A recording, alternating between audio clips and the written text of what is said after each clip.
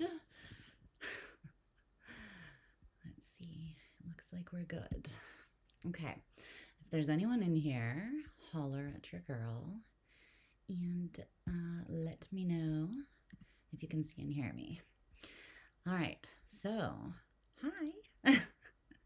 I'm back. I missed you so much that I had to go live.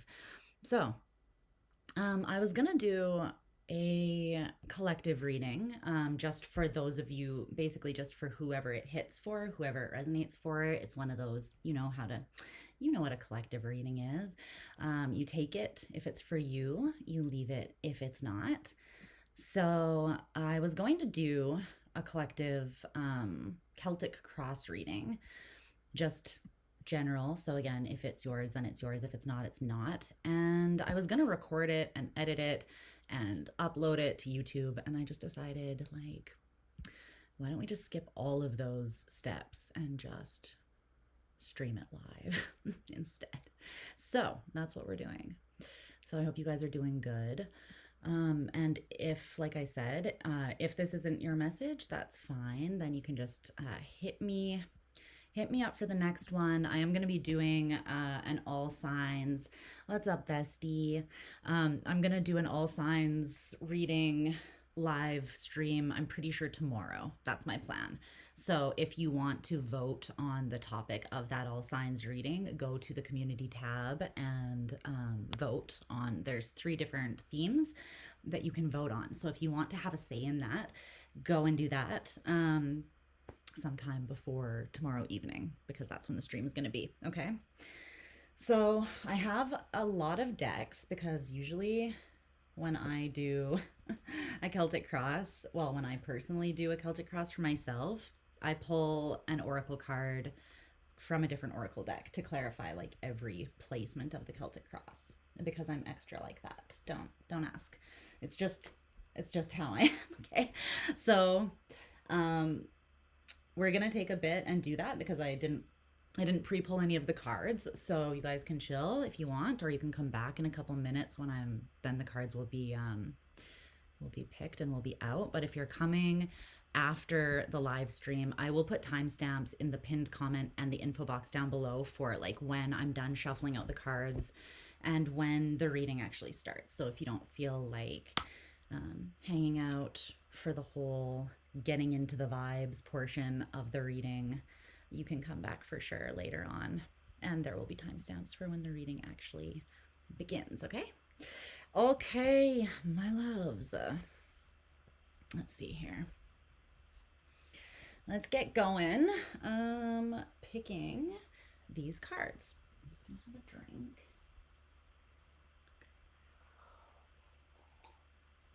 I also don't think I need this to be on this bright right now, but the sun is going down. So at some point, the lighting's going to change, and we're going to need that to be brighter, I'm feeling. I'm somewhat prepared. Okay. I'm going to pull the oracle cards for each placement first, and then we'll go through it, and I will get tarot cards to clarify as we go through. So just a Celtic cross. For those of you who don't know, a Celtic cross is it's a spread. It's pretty well known. It's kind of a classic spread. It's quite old, been around for a while. And basically it's quite open. So it's kind of nice because it allows the messages that want to be highlighted to come through without too much, without me having to direct the theme of the reading. So we're just going to look at the situation that wants to be highlighted, or the most prominent present energy here that wants to come through. And then your energy, the greatest challenge or lesson, a little bit of past and like the recent past and the near future. And then above and below, which is basically like what is on your conscious mind. And then what is in your emotional and intuitive undercurrents. Advice, external influences, greatest hope and or fear, and the projected outcome of this particular situation. So that's what we're going to be doing. Okay. So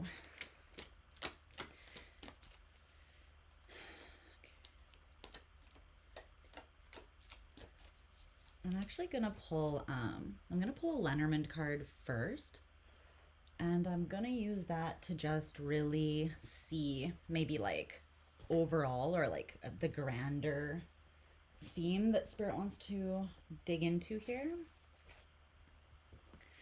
Sorry, there are approximately a billion. There are a billion decks surrounding me, so I'm kind of just moving them out of the way. Some things out of the way. Okay. So what is the grander energy theme or kind of like overarching vibe here? Can you highlight what area of life you want to discuss here to give us some idea moving into that?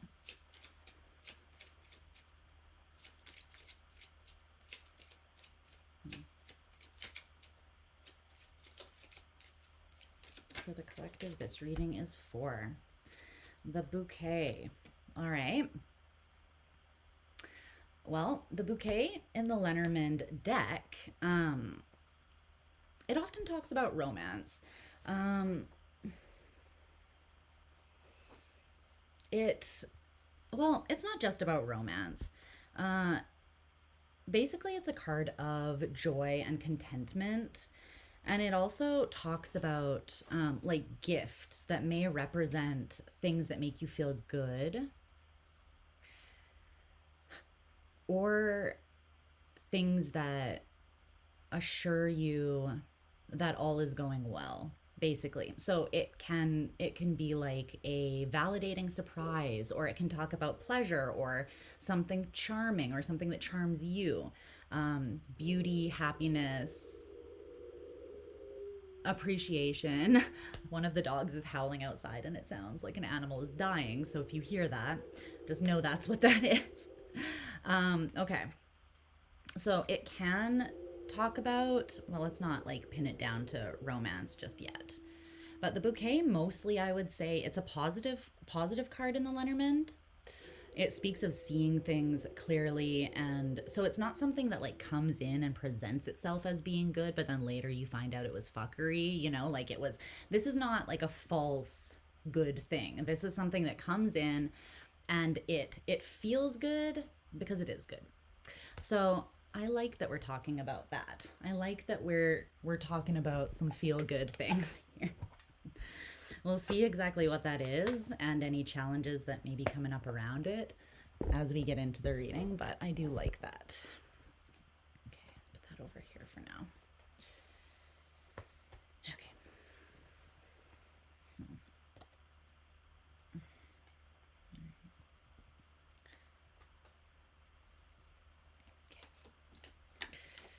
So, the present energy. How are you guys doing? Happy Taurus season, by the way.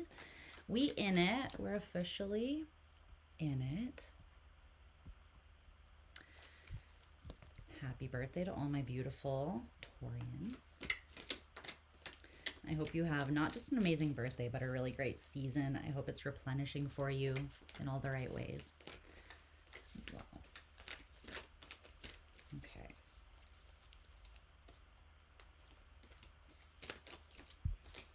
There we go.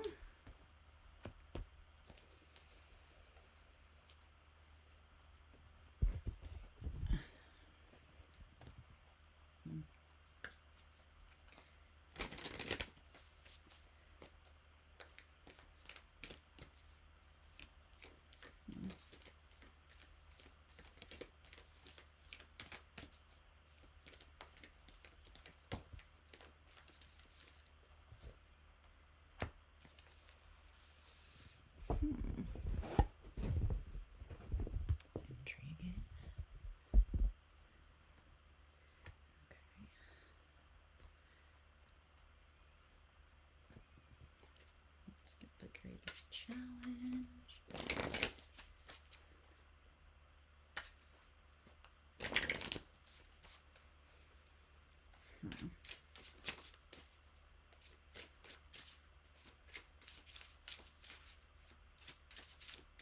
It's interesting. I'm kind of getting this energy that with that the bouquet energy, There's something about like it, while it is simple in a way, like it's simple in the sense that there is something that is, its essence is joy. It's meant to be a gift. It is meant to bring contentment to you. It's meant to feel good. It might even be a gift or somebody showing appreciation or a group of people showing appreciation. But there's something about it that feels like multifaceted and complex that I'm trying to put my finger on as well. It kind of feels like what might be making it complex is like there's this energy of stimulation that I can feel. Excitement, passion, stimulation. It could be physical or emotional stimulation. But something about that is like, I don't know why that would complicate it. Maybe you don't trust that it feels good, or that it feels so good that it's stimulating or hitting you in different places. Like, you know, when you're used to a specific kind of fulfillment, and then you experience something like let's say you're used to getting a good old junior bacon cheeseburger from Wendy's, personal favorite, not gonna lie, 2 JBCs and a small fries, and your girl is set. But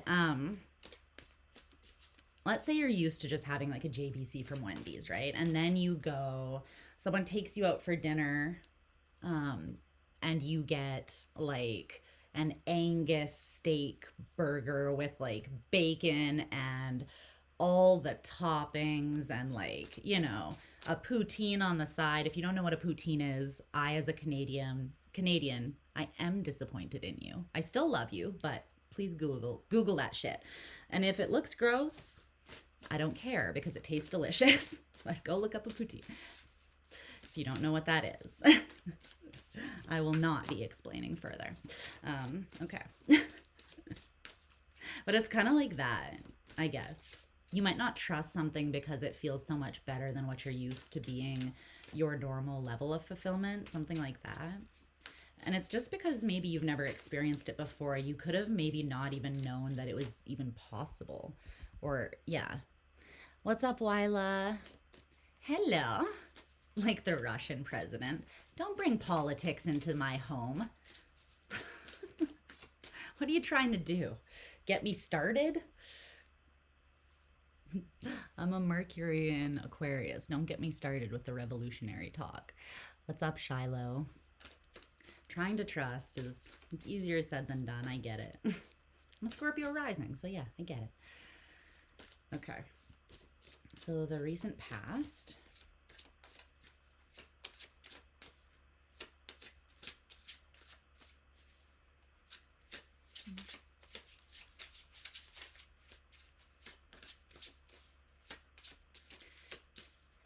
Okay, so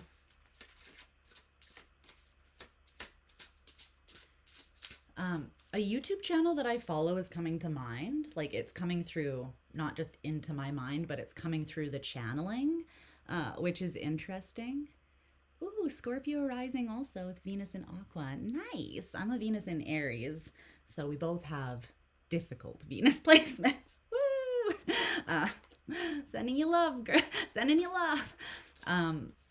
But the channel that I'm channeling. Okay. Could I talk? No. It's called The Charismatic Voice. I don't know how this fits into the reading, but the channel is called The Charismatic Voice, and it's basically like an opera singer, and she does like reaction videos to different songs and music, all different genres and things like that, but she breaks it down in a really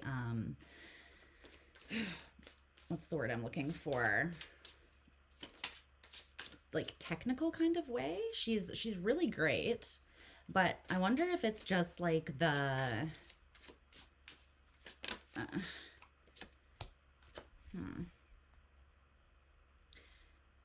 wonder if it's just the name of the channel that's coming through, like something about something being charismatic, right? Because with the bouquet card, it talks somewhat about charm.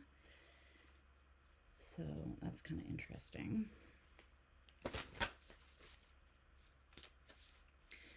But there could also be something that like it's good, right? And it's meant to be enjoyed, like music, like art. It's meant to be experienced. It's meant to be experienced, which means that you kind of have to be present with it. You kind of can't be in a constant state of reacting to it or dissecting it or like breaking down its technical alignment or expression. Do you know what I mean? Because I'm just thinking about how like she'll always listen to like a bit of the song and then she'll stop it and then she'll be like, let's go back, and then she'll go listen to it over again. And it's like, for the purposes of that channel, obviously that works and that's great, but you can't do that with an experience that you're actually meant to be like sitting, right? You love her. What's up, Rochelle, by the way? Hi, baby. You love you. I love that you know the channel. You're the best. See, this is why you're my bitch. Okay. You love the the nerding. Woe be its magic. Yeah, right. Some things you just can't like entirely, I don't know. Some things are not meant to be able to like to be explained and broken down. Some things, yeah, it's just like the it factor or the magic of it. Okay, near future. There's a lot of messages just coming through as I start feeling into the energy, so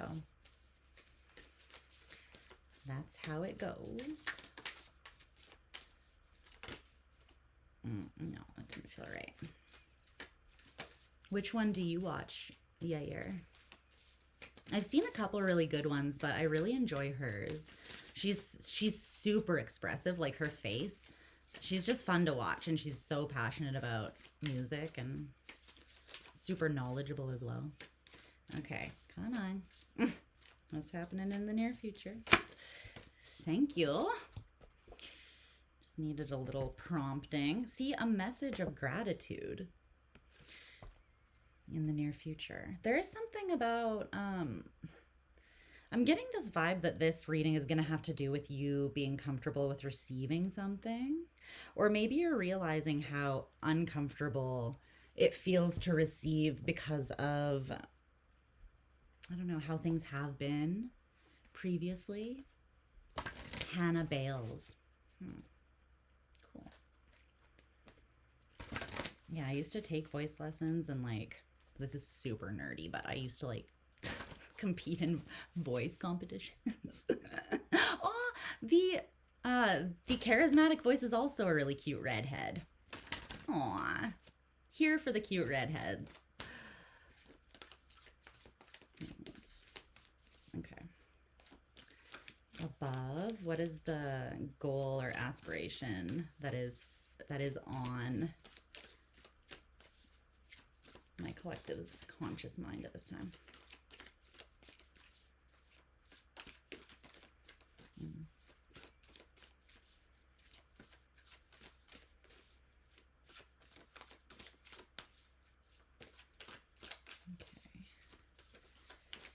Also, if you guys want a personal reading, you have a couple options. I'm really bad at letting people know this stuff, so while I'm shuffling and have a moment, I'm just gonna let you guys know. My Etsy shop, where I sell most of my readings, the link is in the description box below. But oftentimes I will also run little sales and I post them in the community tab. And it's usually like you can get a 15-minute reading from me for a hugely discounted price, but I give you like 3 different topics or spreads to choose from. So it's easier for me because I'm not creating like a custom spread for everybody's specific question, right? So that's why I do it that way. V-Dub, what is up? Oh, this is your first time catching a live. It's good to see you. I saw your comment the other day and it made me happy. I hope you're doing good. Okay. But yes. Okay. What is up, lovely? So glad to have you here. I'm so excited to like interact with you guys again and tune back in more to the energy now that I'm back.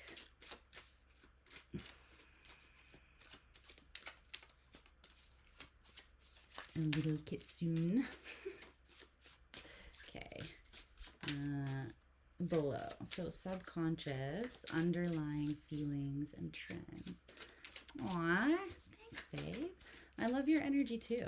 I can always feel when I tune in. Even when people like leave comments, I feel like I know your guys' like energetic signatures.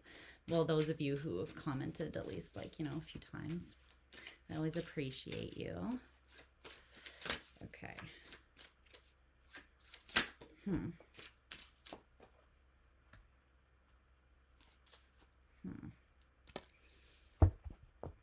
Are you guys being too practical? Do I need to have a Piscean talk with you and beat the practicality out of yo ass? Because I'll do it. I'll get my whip out for you and everything. If I gotta do it.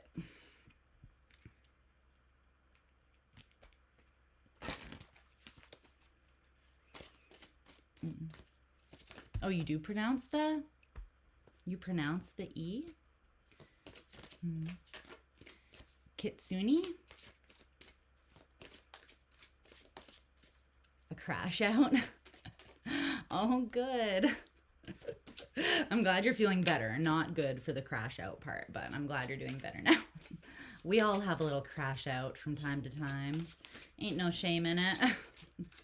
I mean, I left for like 8 months because I needed to just have a mini crash out and just be like, you know what? We're wiping the slate of my life clean. We're becoming clear on what does absolutely not belong here because it hasn't earned its fucking place, so it can out of here. And and then once I determined what needed to go, that was like stifling me. Then I did a whole bunch of healing and went through a whole bunch of, you know, it's been a time. You were totally incapacitated for 2 months. Yeah. What's up, Wyla? You were all around bouquets yesterday and your heart got full with them. Aw. Well, I would take that as validation. This is probably a reading for you. I'm glad to have you here. Okay. You gotta get 4 more oracle cards and then you gotta get going. I like them to fall out on their own, but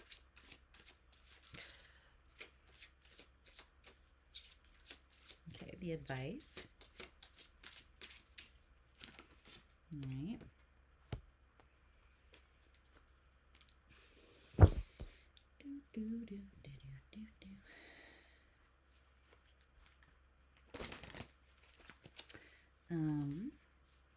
What's up, Star Lover? What's up, girl?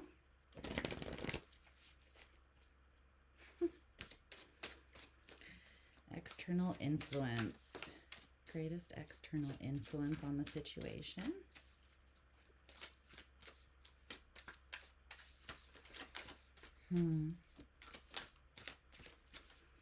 You never feel like it's a real reading when you pick them yourself. Sometimes I do, but I have to I set like things with my spirit. Like I set like standards with my guides. Like if I'm like impatient, I'll be like, I'm going to shuffle 3 times. And if something doesn't fly out within 3 shuffles, I'm picking the card because I don't have all mother effing day. And then usually the card, usually it always comes out within 3. But sometimes I just like to give them, let them do their thing.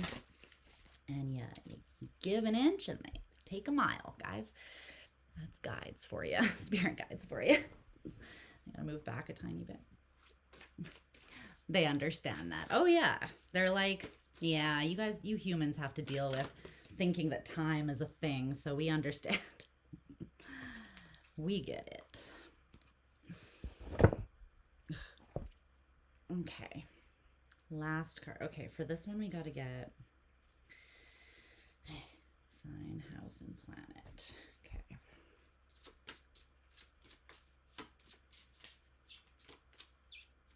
Get one.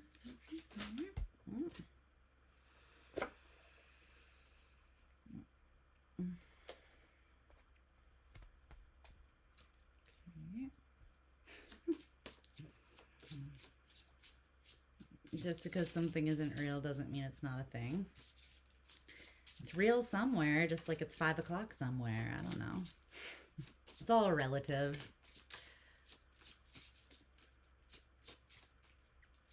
Okay. No, that's too many. Okay. One. Love that. Okay, the last one.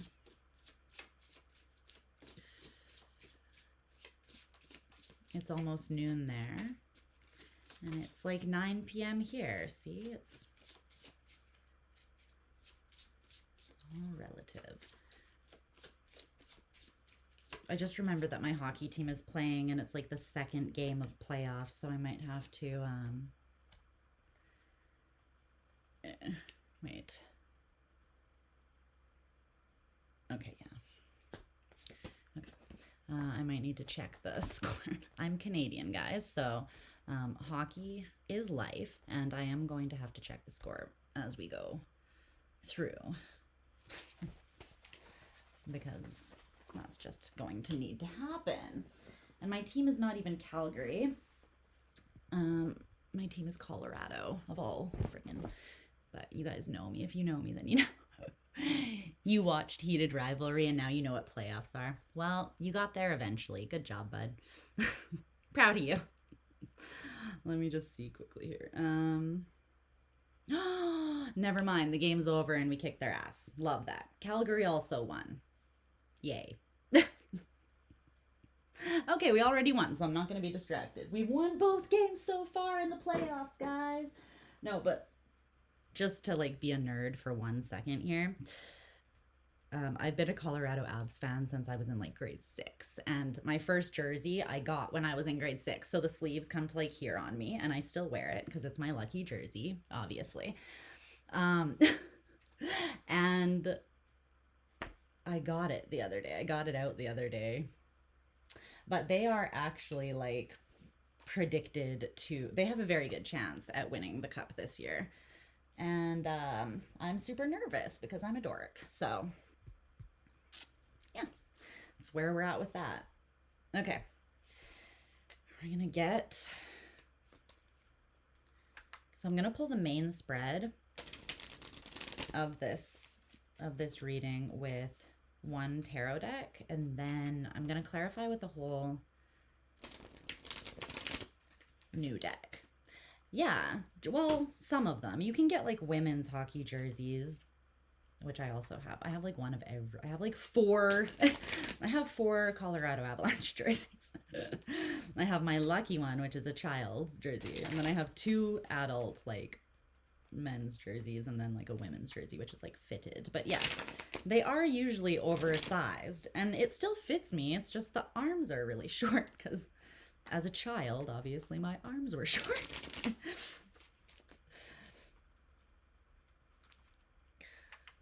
Okay.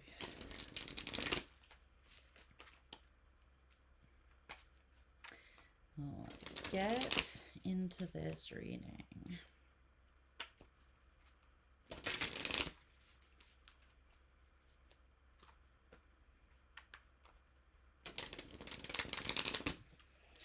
So if you guys like to look for validation or ask for specific signs or synchronicities in readings, now would be a really good time as well to have a little chat, to just tune in, have a chat with your spirit team, ask them to send something through.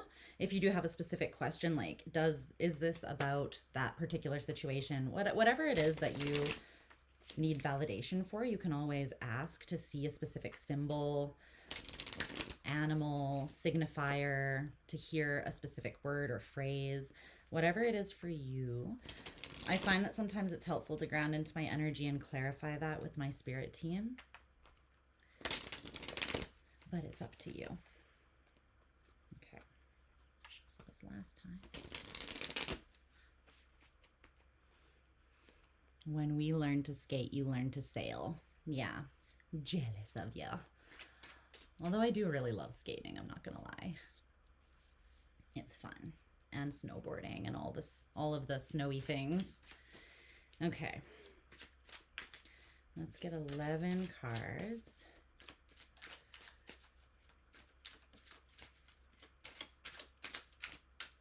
I think I will just pull these myself, maybe. It doesn't take forever.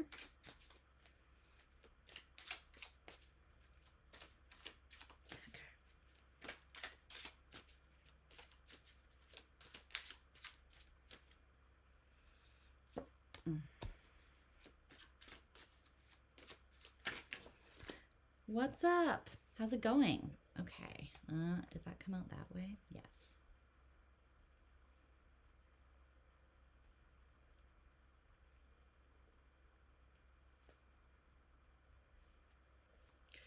Okay. Let's see. Still pushing the wound. You and I both, buddy.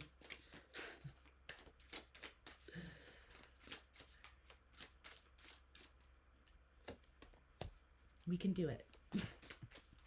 I mean, I feel like it's a forever thing, kind of, but let's see. Recent past. Near future.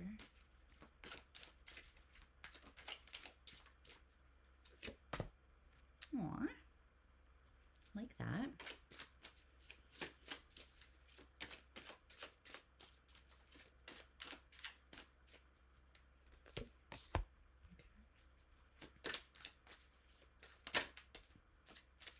That one really just wanted to fly out on its own. Okay. And it landed right where I was supposed to go.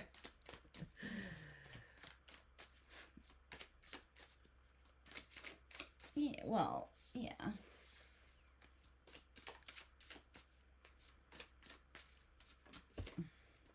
I don't even know how much I even like ascribe to that belief that Chiron wounds never fully heal, to be honest with you. But that's a chat for another day, because I'll have all these astrologers in my inbox being like, and I just don't feel like dealing with that right now. Okay. External influence.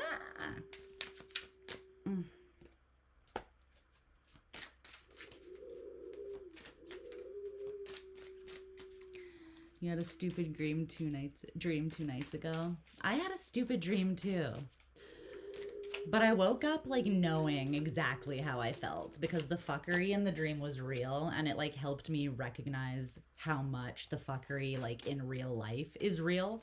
For some reason, Pisces. Leave it to a Pisces to be like, can't see the bullshit in real life, but in a dream it becomes clear, and then all of a sudden I can see it in real life. Like, that's the most backwards ass shit I've ever heard in my life. Totally Pisces. Things are clearer in dreams to me than real life. So, hello, my name is Lisa. I need a support group. Does anyone want to join?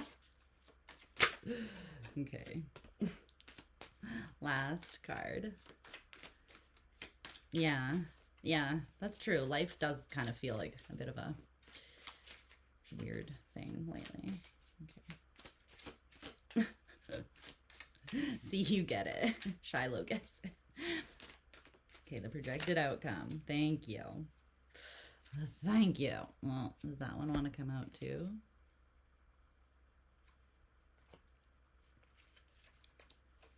Is there another card that wants to come out or no?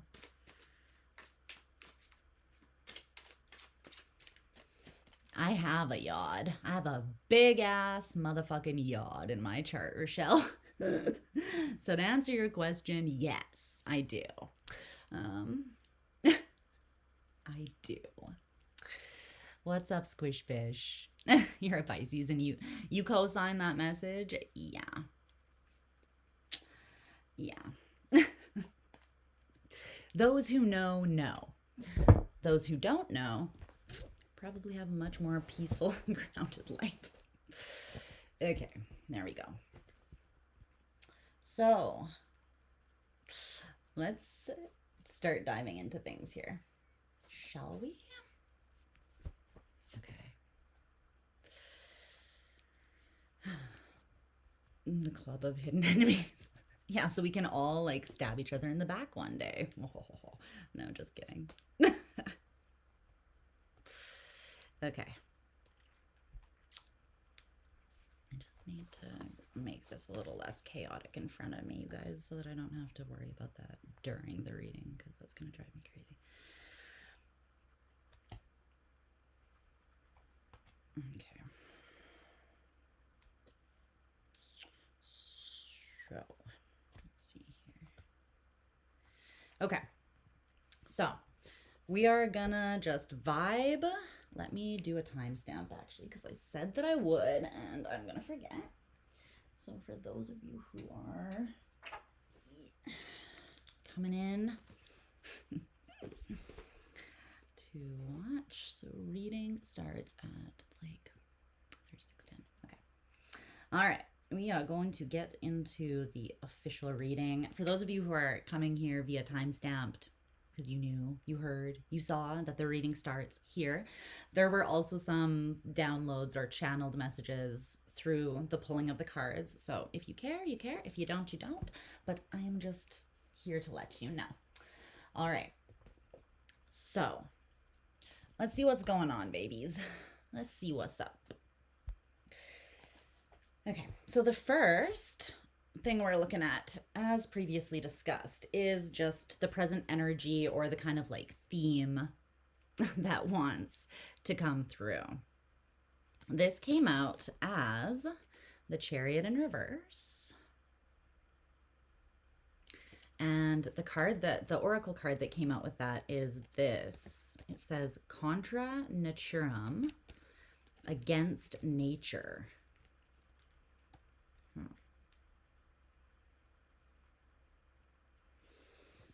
What's up, Soph? How are you? It has been a long time. The Chariot and against nature. So to really dig into the situation, I'm going to see what the book has to say. This is from The Wild Unknown Alchemy. Yeah, so the way that I think I'm going to do these collective readings is I'm just kind of going to do them how I would do like a reading for myself, which is just super chill. If I feel like checking, if I feel called intuitively to see if there's something in the book that resonates, I will. If I don't, I won't. If I need to clarify, I will. If I don't, I won't. You know, you get the vibes. Okay. Against nature. Against nature.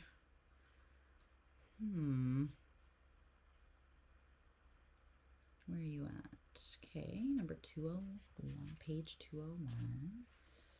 Let's see. Yeah, I'm just gonna do me. I realized I kind of got in the habit of like over explaining myself because I had like douchebags in my life that were making me question myself. Now that they've all been removed and I feel much better, I'm not going to be doing that whole over explaining everything I do, because the people who get it, and the people who don't will leave most likely, and that's okay. Okay. So, against nature, it says willfulness or to force or control. Okay. So it says, on some level, we all know when we are going against nature. We recognize it in feelings of impatience and agitation that arise when trying to force certain outcomes.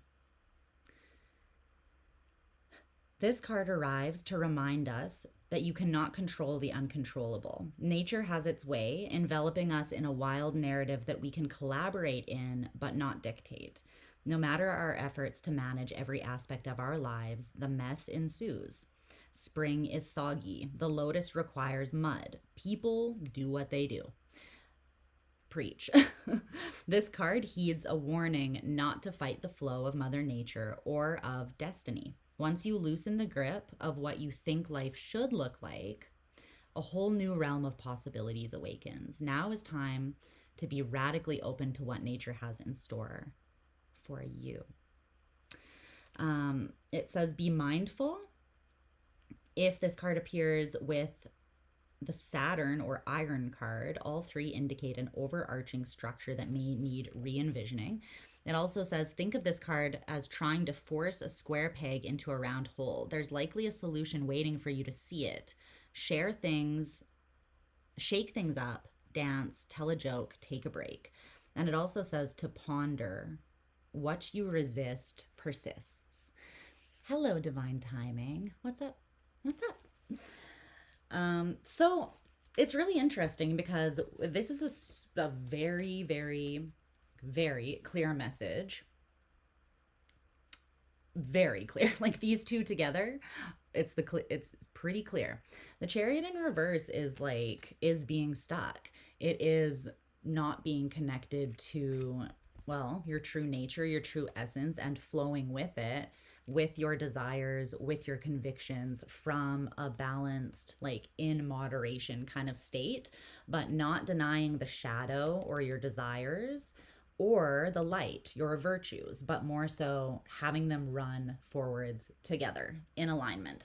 So you're not like repressing or shutting down desires. You're not labeling things that you feel pulled to or magnetized to as bad or as temptations. Like, obviously, you know what is not good for you and what is a temptation, but everything that your shadow or your desires want is not bad, because the shadow's not bad, right? That's like a super huge misconception that a lot of people have, is that the shadow is, you do shadow work to like get rid of the shadow, or but that's not it. It's just to bring awareness and consciousness to that part so that you can integrate it through awareness and have it work for you, rather than like come up from your unconscious and wreak havoc in self-defeating or self-limiting kind of ways, right? But with the Chariot in reverse, it's like this actually represents either trying to force something that cannot be forced, so exactly what this was talking about, or it can just talk about you're not going anywhere, like you are stuck and stagnant because you're not aligned in that way. So I want to see, but that's the situation around you. Maybe we'll just look at your energy first here too, so that we can look at like you and how your energies seems to be responding to the situation or showing up like within the situation.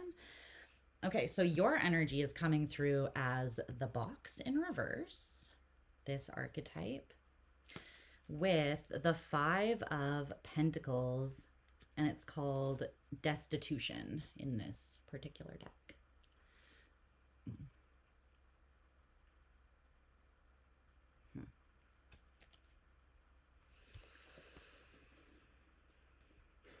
My defs, or my gifts got an upgrade, because a card that is purely about joy and contentment came out.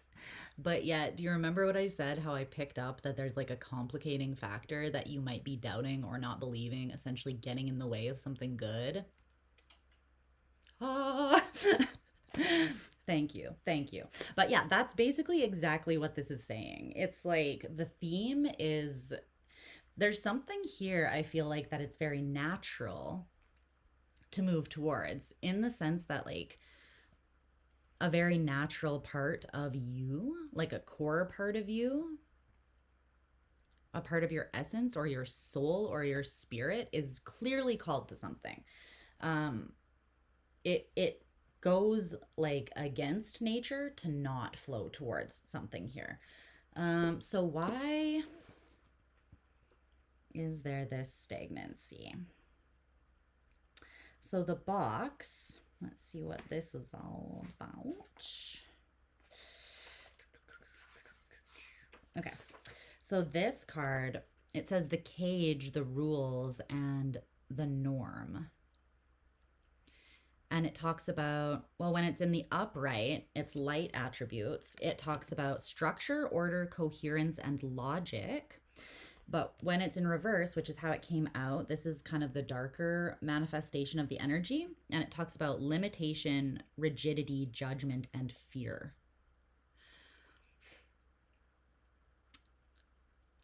Does that sound like anything? Sounds kind of like trying to control, right? Rigid, judgment, and fear that creates limitation is this energy in its shadowy sort of energy here.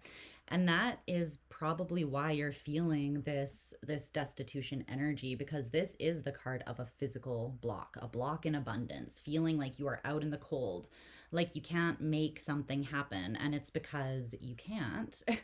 And you were never supposed to. You were supposed to decide that you wanted something, claim it, and then surrender, and know that you claiming the thing that is for you, that your heart does desire, you just naming your desire and then trusting your desire and surrendering and taking, not being passive, taking action towards it to align yourself with it but not force it. That is your job. Controlling it is not your job. So it says we all live to some degree within the confines of the box. This represents everything that's known, anticipated, and expected, and holds us in place while simultaneously holding us back from our greatest visions. The box is sneaky, insidious, and everywhere, limiting us at the most unconscious levels. It's built of layer upon layer of social constructs and pressures. Breaking through its confines requires awareness, continued effort, and bravery. And those are the three things that most people lack, and that's why they get lost or they get stuck for prolonged periods of time, right? They're either lacking awareness, the effort, or the willingness to put in the effort, or courage. So it says the box may appear as expectations from parents, a well-paying but heartless job, the pressure to look or behave like others, or simply to stay small. There's a box around you now made of some type of confining thought. What is it? The box shifts and morphs as you grow. This is part of its multifaceted nature. Once you break through one layer, another will present itself. Keep going. Break through. An exquisite life requires it. So the thing about the box is that like the end part of that is very true. There's never we are meant to constantly be expanding, which means that we always have to have something to expand out of. The box isn't like a physical thing that you're stuck in. It's the self-limiting beliefs or crushing expectations that we put on ourselves or others put on us that we feel locked within. But you can liberate yourself from whatever that is for you at any time, right? That is within your control. It just feels like there's something here where the limitation or the fear, the perceived limitation or fear, or else your own rigid thinking around something and your inability to kind of like currently wipe that away and see clearly what is needed, that is greater than the liberation factor right now, or than your drive to liberate. It says moving outside of the box is exhilarating and expansive, but destabilizing. Others will wonder what you're doing and why, and you will too. This is part of the process. So you have to be willing to get your hands dirty. You have to be willing to be like a student of life, or to expand, you have to take a risk of leaping out into something from what you know to something that you don't. Otherwise, you will never have more than you have now.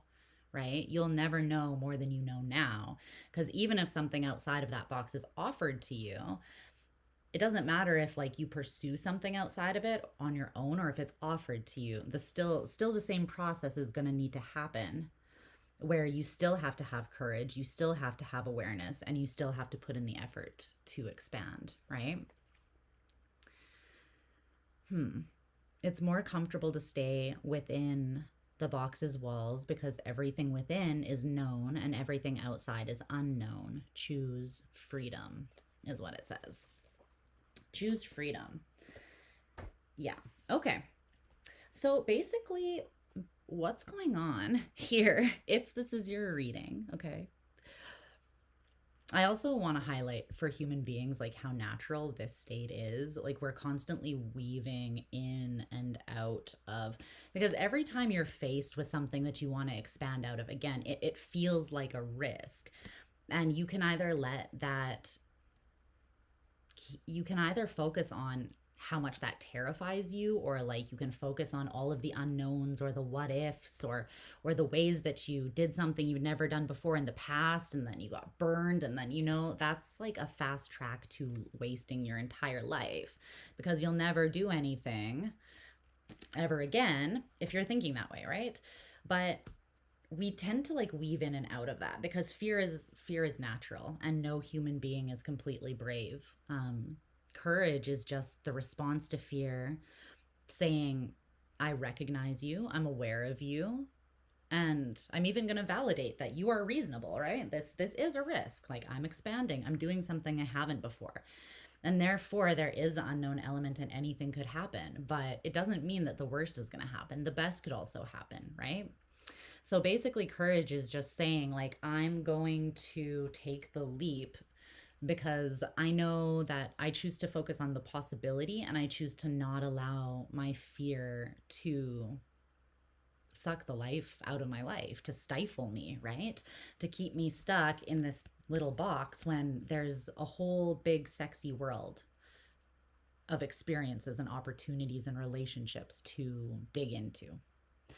But it is really natural anytime when you come up against like that glass ceiling or the walls of that box, when you feel like you're ready to expand, it can be destabilizing and it can feel super uncomfortable. And it often brings up things that need to be addressed, like old insecurities, or you might feel like imposter syndrome or something like that. It'll bring up this discomfort to show you where to apply courage in order to break out of the box. The discomfort, that's why you can't avoid the discomfort. You have to bring consciousness and awareness and bravery to looking at, right? Where you feel insecure, where you feel uncomfortable. Because the fears and the insecurities that we don't face become our boundaries. They become our limits. Unaddressed fears and insecurities, repressed fears and insecurities, only get stronger in the dark. And they just cause you to shrink and shrink and shrink over time into a smaller existence, right? Into doing less of what you really feel called to do. Whereas the opposite is true when you apply courage. Most of the time you end up proving to yourself that you're more capable than you thought, or you learn something, or you achieve something because you took the risk. And a lot of the time the universe favors the brave as well. Like, you never know if you won't try, right? You literally just put a few months notice in your job. Oh, yeah, see, that's a big leap to take. So,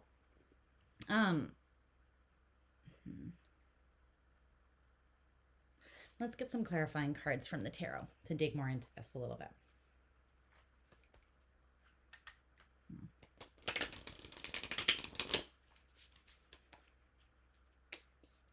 But there is something here that I'm seeing that like the very nature of something that is coming through to you is good. Like, this is a positive energy, one of the most positive Lenormand cards. It doesn't have a negative spin to it at all. It is literally a joyful gift or surprise. It's good, right? No one's gonna, like, who's gonna turn down a bouquet of fresh, beautiful flowers? I mean, some people don't like flowers, or maybe you have allergies, but something beautiful, then your beautiful equivalent. So, and then even this card against nature, it's saying that like this thing really, it is natural. It's along your path, and it's being presented to you, or it's coming into your life right now, your awareness, or whenever it did, for a reason, because it's on your path. The Six of Swords, you see, so this is the after tarot. So the images on the cards are how the artist depicts like the moment after the original scene in the Rider-Waite tarot. So they're a little bit different, but I like that they kind of read in a very specific way because of that. So with this Six of Swords, you can see that they're getting out of the boat, and he's taking 4 swords with him and leaving 2. The Four of Swords is the card of peace of mind, rest, resting mentally, not overthinking, not ruminating, not doubting or being indecisive. He's leaving the Two of Swords, which is indecision and doubt and flip-flopping and being flaky and getting in your own way because of your ego or because of your mind. And he's taking this peace of mind forward with him.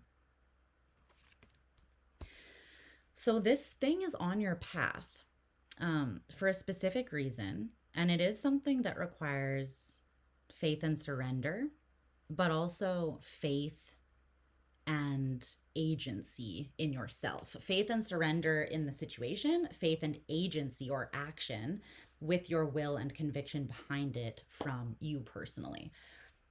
Because you're co-creating with the universe, right? So the part that you're in control of is like becoming clear on who you are, what you have to offer, and what you'll do to achieve what you want. And then, like, you know, getting clear and kind of calibrated within yourself, balancing again your desires and your virtues. So like, this is this thing that I want, that I'm feeling magnetized or desiring, does that align with my morals, my values, and my standards, right? So that's where like discernment would come in, because if what you're desiring is like your abusive ex who's toxic as fuck and never changes, okay, that's when you test the desire against your virtues, and then your virtues are hopefully going to step in and say, that's not a healthy desire, because, you know, that the ex doesn't come close to reaching our standards. Like, we need someone who's mature, someone who's respectful, someone who's like emotionally intelligent, like whatever the other person wasn't. That's just an example, right? So that's what I mean by like aligning the desires and virtues to make sure that you're going after something that like all of your being resonates with, not just a fragmented part of you, right? Because there's some things too that like morally you might feel responsible to do, but then it's also not necessarily right. Like, you need to take your shadow into consideration too, and both have to kind of give the go ahead and be on the same page in order to move forwards with like the strength and power and conviction of the Chariot in the upright anyways. So something that's coming into your life here, I do feel like it's meant to highlight the ways that you are indecisive, and maybe like why you find it so difficult to make certain kinds of choices. I do feel like with the Chariot that's Cancerian energy. I think that this choice, or whatever you're being pulled to, whatever like this bouquet of flowers is here, this gift of joy, this thing that could bring you a lot of contentment and pleasure, I think it has an emotional component. Find the need behind the desire and find a healthy way of meeting it. Yeah, exactly. And if what you're desiring is not healthy, then once you locate the need behind that, then you can find a way to fulfill that need for yourself, or in another healthier way, right? The need still gets met, just not in a toxic way that's gonna eventually hurt you. So let's see. Because the Two of Swords is also associated with Moon and Libra, like the astrological placement of Moon and Libra. And that can be like people with a Libra moon.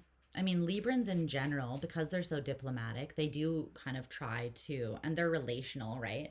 They can sometimes find it difficult to make a choice, like a hard decision, when emotions are involved, when their emotions or others, or just like, you know, how people are going to respond is involved. Sometimes they can take that a little bit too much into consideration. So I don't know if that's maybe part of, because with the Against Nature card, it did say that sometimes when we overthink things or we're very rigid or go against it, right? Sometimes that has to do with also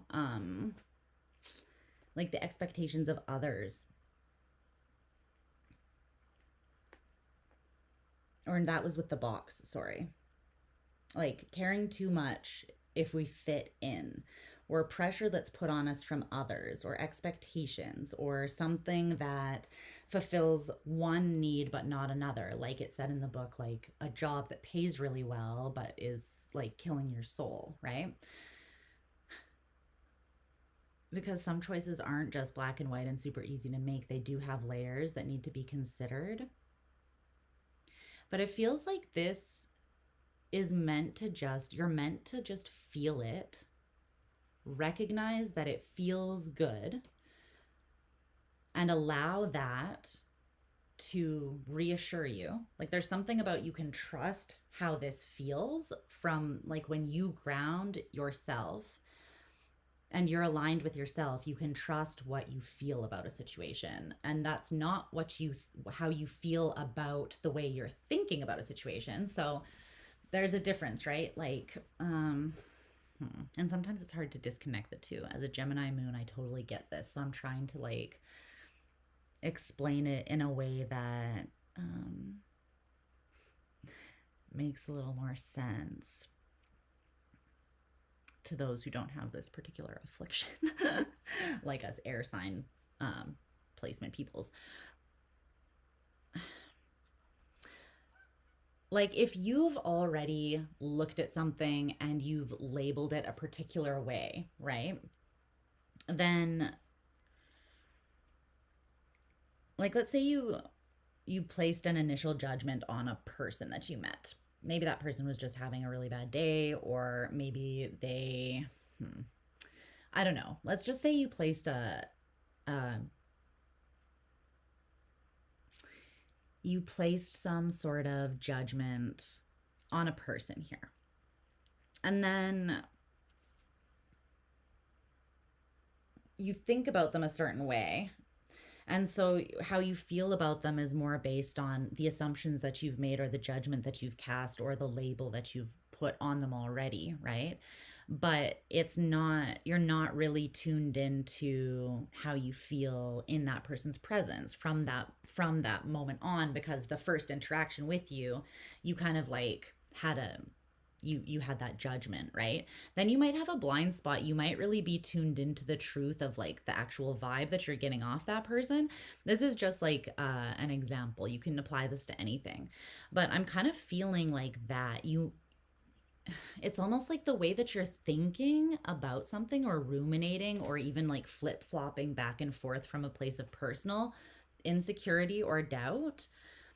The way that you're doing that, and personal insecurity or doubt is also normal too, right? Like if you have a really big decision to make, like a breakup or like changing careers or something, it's natural to kind of feel, I don't know if insecure is the best word, but like it's a big choice to make, right? It's going to have a level of destabilization about it as like you make that big shift. So that's natural.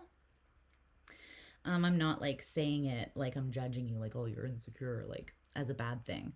But it is meant to highlight that, because I feel like the way that I heard you've decided to think about this, it's not really allowing you to actually feel the truth of the situation for some reason.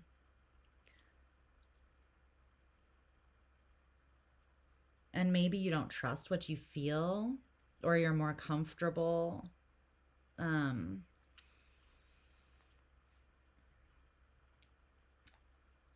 from a more analytical perspective with whatever this is. But I'm seeing that like your thoughts are somewhat misleading you, or it's not balanced at the very least between like thinking and feeling, or intuition and like logic. So there needs to be some form of like calibration there, because there is a blind spot around this. And I feel like the blind spot is making you feel kind of like helpless or hopeless. It's making you very aware that you are in this super rigid box, and that being inside of it feels a lot like being out in the cold from something else, somewhere else you want to be that's not inside this box. This looks a lot like, to me, there's something you really desire, but you're feeling a block. The block is coming from not having peace of mind about moving forwards with this, and also being somewhat cut off emotionally from how you feel about it, probably due to that overthinking or indecision. But that situation or scenario has brought your awareness to, like, it's made you very aware of how rigid and suffocating this box that you're inside of currently actually feels. So I think that that was always the purpose, a little bit, like to highlight where something isn't really holding you. It's kind of like, restricting you more than it is supporting you at this time. And that's always good to know, even though it's kind of uncomfortable to look at too, right? Can you tell me more about their energy here, my collective's energy? The box in reverse and destitution. The thing is, I'm just trying to figure out, like, and I'm sure this will come out more as we move through the reading, but what is being offered to you, and the energy behind it. The chariot in the upright. I feel like it's something that, like, is kind of on your destined path, or like it does align with you, or it wouldn't be coming into your awareness and being offered to you. Oh my God, there's the Four of Swords in the upright. Like, you can't make this up. But it's something that to move towards it, you kind of have to have like a certainty inside yourself, a level of certainty. And that has to be informed not just by something that you're intellectually like convincing yourself of, but also emotional conviction.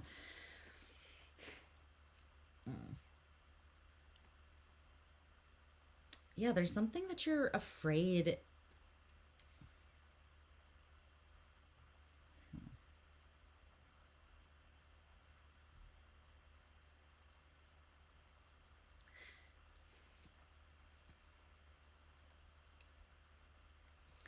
Okay. There's something here about kind of wanting to be saved from your fears. Like hoping that something will come in and just make it like undeniably clear so that you don't actually have to work through your own fears surrounding it and either create closure or create like a clarity within yourself and then take the courageous action. It's like you're kind of telling me that you feel out in the cold, but you're becoming more and more aware, or you feel like a little bit disconnected from something that you do feel really pulled to at this current moment. I'm not saying you lost it completely, but you're not where you want to be with it. And you're aware that it's because of some restricting element that you feel kind of like a bit of a victim to. But the thing is, I feel like it's somewhat a victim to your own fears, and you're aware of this. And with the Eight of Swords in this deck, there's someone coming to cut her free. And it's almost like I want someone to come and release me from my fears so that I don't, like, I'm not doing it myself. I want someone to come let me in from out of the cold. But the thing is, what's creating the restriction, fear, and coldness is your own thought process or mind or approach to whatever this is. The way that you're looking at it or thinking about it. So no one can really save you from that but you doing your own work to bring your awareness to that in a loving way, right? And I do think there's something here that you want. You really want to, you feel like getting something you would celebrate. Like genuinely, the party would be on if you achieved whatever this is, or if you really had it in your hands, is what you're telling me. But you don't expect that to happen. But you're also saying that it's your own fears that are causing that lack of hope. So again, it's not necessarily the energy that's actually coming from the situation itself, but your thoughts about it that is draining your own energy and hope and making you feel so stifled and left out. Okay. But this is not all bad. Like this is not bad at all, actually. These messages come out so that we can bring that awareness, and then we can move through the challenge and we can get what we want, right? So I want to say, like, don't ever be try not to get down if a message comes through and it seems like it's like, oh, this is heavy, or oh, this is like, because how you lift the weight is by looking at what's causing it and then alleviating it. So that kind of is the work, right? That's kind of like why I read tarot, just to help you guys move through those things, not avoid them. So I hope that you're with me. I hope you know what I'm getting at here. Okay. So the greatest challenge or lesson right now, this is coming through here as, okay, the Six of Wands, success. And then there is this oracle card that says, until all are free, none are free. It's really interesting, this ongoing theme of liberation that's coming through, like breaking out of the box, breaking out of the cage.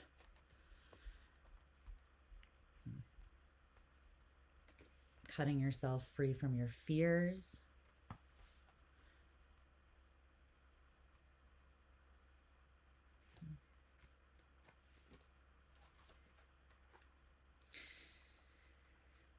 The challenge is knowing that you are successful here, though. Like the Six of Wands is here in the upright. That is success. But this card, it says your liberation is inextricably tied to the liberation of this planet and every living being on it. This truth can no longer be hidden or unseen. I feel like from that, it's like you are, I want you to love me from Fiona Apple. Love Fiona Apple. Let's clarify this. I just want to clarify this before I say too much, but I'm getting a pretty specific feeling from this. Until all are free, none are free.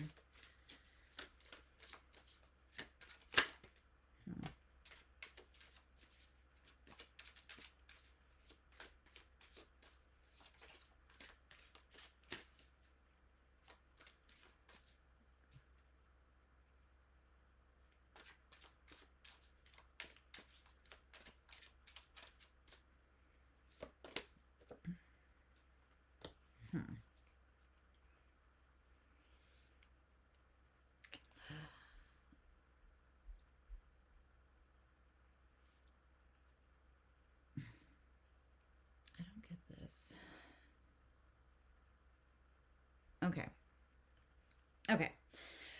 There are different elements of you that have been like somewhat, it's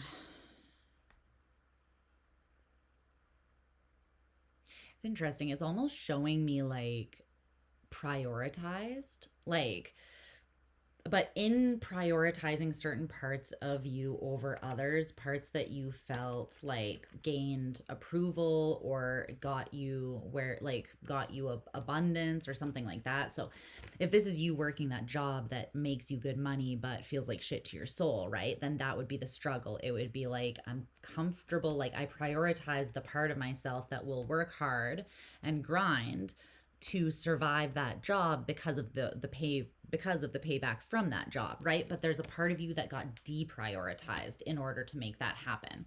So some parts got put somewhat on the back burner or minimized in a way, and others have been like uplifted or put on a pedestal.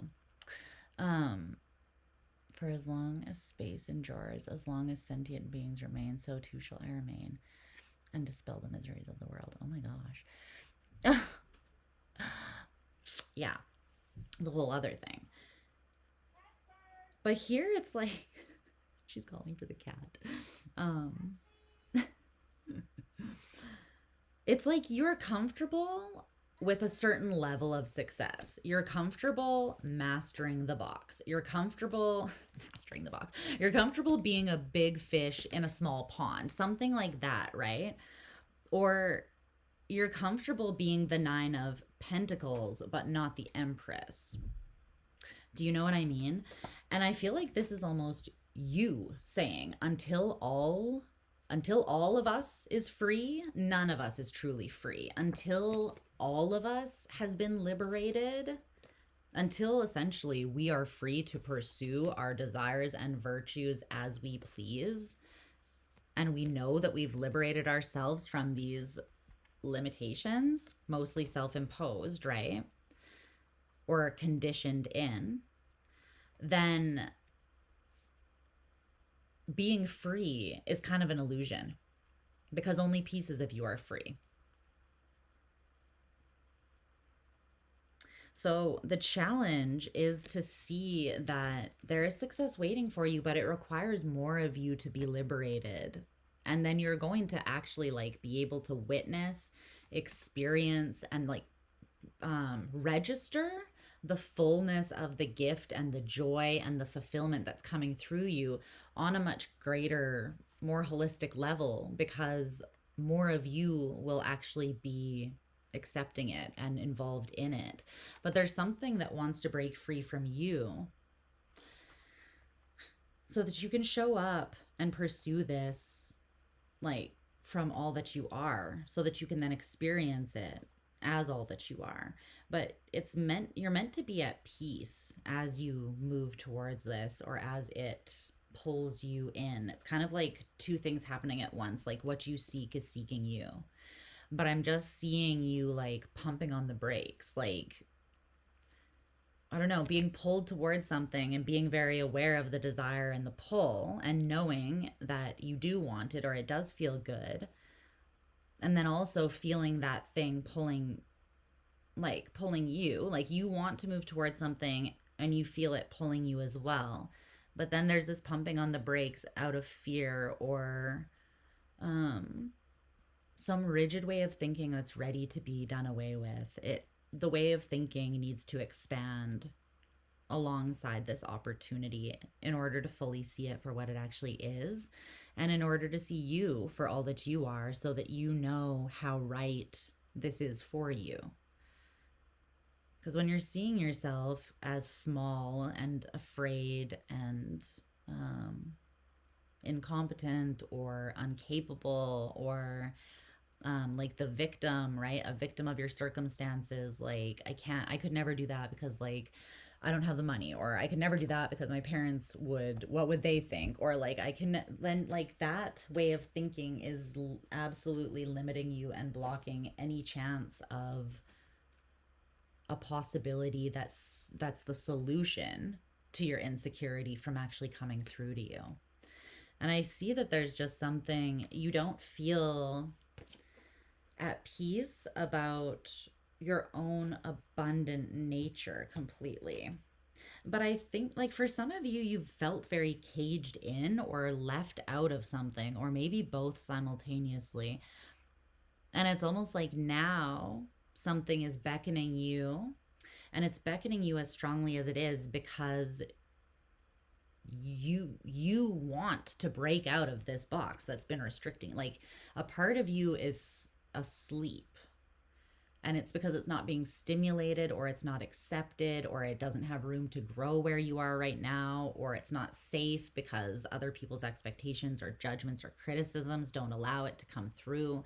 But it's almost like this part of you that is required now in order to fully liberate yourself and then move in the direction of something that is beautiful and fully in alignment with you. It's requiring you to get back in touch with the part of you that had been fragmented off or had been deprioritized, right? And it's like you're recognizing maybe now exactly how out of touch with a particular part of yourself you feel. And it's that part of you that's required for this specific thing. So I just feel like that's why then there's this kind of feeling of like, fuck my life, you know? It's like you're realizing that a muscle that you haven't flexed in a really long time, now you have to use it for a task tomorrow. And it's like, you know, you have that muscle, but you also know that it's you know, you haven't stretched, you haven't utilized it in a while. and it all comes back to you, muscle memory. But you have to apply yourself, and that's going to take the awareness, effort, and courage required to break out of the box. And you're not breaking out of the box like as a rebel without a cause, right? Just to break out of the box, just to be like, ooh, I did it, I rebelled, like, look at me. It's no, you need to be aware of the reason why you're breaking out of this so that you can really like do it with force and with kind of a clean cut or very clear boundaries and expectations of yourself as well. And then also very clear understanding of like why this thing calls to you so strongly, why it is in alignment with your true nature and essence, and kind of like path that's going to be fulfilling to you on many different levels. Yeah. Yeah, change is uncomfortable for sure. Only before you take the leap, though. Like, it's just the leading up to the actual leap that feels super uncomfortable. And it's mostly feels uncomfortable because of the way that we like think about it up until the edge of the cliff, up until the leap, right? Like, wow, peek over the edge of the cliff, that's a real long ways down. Wow, if I don't build my wings on my, like, as I'm falling, then I'm going to be a big splat. It's like the time between being offered the thing, the time that we have to second guess is what really gets in our way, I feel like. Is there anything else about this challenge or lesson? Because once you take the leap, you feel so free in the air. You know that there's no going back. Like, once you put yourself out there to the point that you're like, well, now I'm in it, right? Once you take the leap of faith, all of that weight, all of that anxiety, all of that fades away because you're in it. And then you have no choice but to just be present in it. And so it's really just getting past, your own fear and insecurities, or like restrictive way of thinking about something leading up to the change that is the scary and hard part, or the uncomfortable part.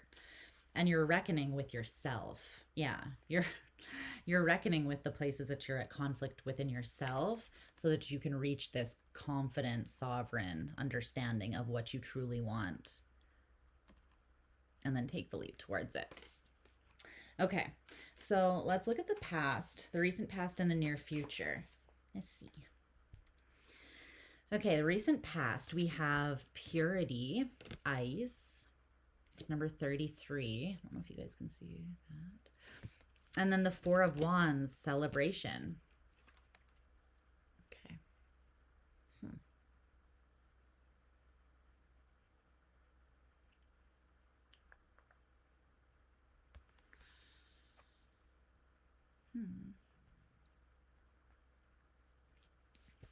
Purity. Nice.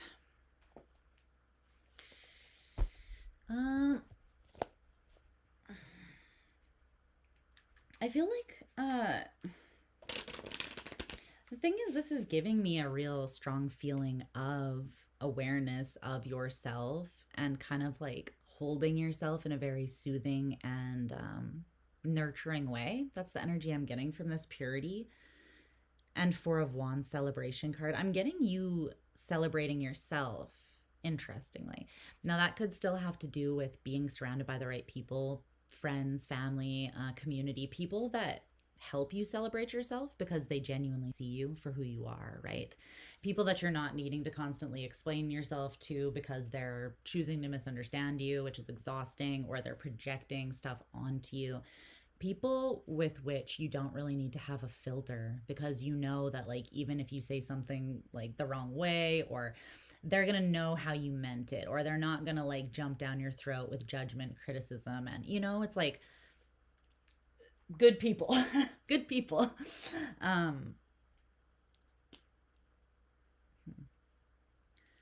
But for some of you, I feel like you've had a period where you've had quite a bit of time to yourself, actually. You may have spent a lot of time at home, For some of you, you're job hunting, or you've been sick, or on holidays, or you were maybe visiting home. But with the Four of Wands, I see you having a moment here with your own energy where you're proud of yourself in a really healthy way. And I think that you're recognizing here in the recent past that you have worked through something that was heavy, or something for some of you that you felt like had kind of like marred you in a way that you wouldn't be able to like fully heal from, or had taken something you were afraid you were never gonna be able to get back. For some of you, that was like a part of yourself that you felt. But in the recent past here with this purity, I'm feeling like you were seeing things quite clearly. You're proud of yourself, of how far you've come and what you've worked through. And it was quite a an innocent kind of moment, or like a pure moment in itself to witness this, because for some of you, you had to truly come out of something quite dark. And it could have been a long phase or something that you've been in for a while. Even if you don't feel like you're out of this completely, I feel like in the recent past, you've been able to nurture yourself, or at least give yourself those moments of celebration where like you celebrate the little wins, right? And you're able to give yourself credit where credit is due, instead of always looking at like how far you still have to go.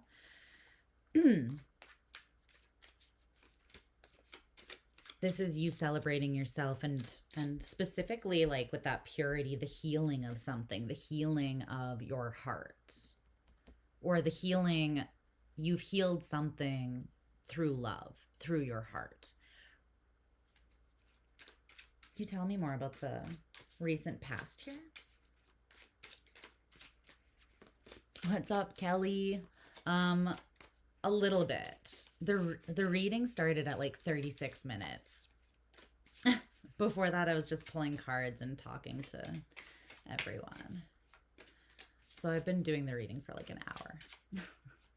But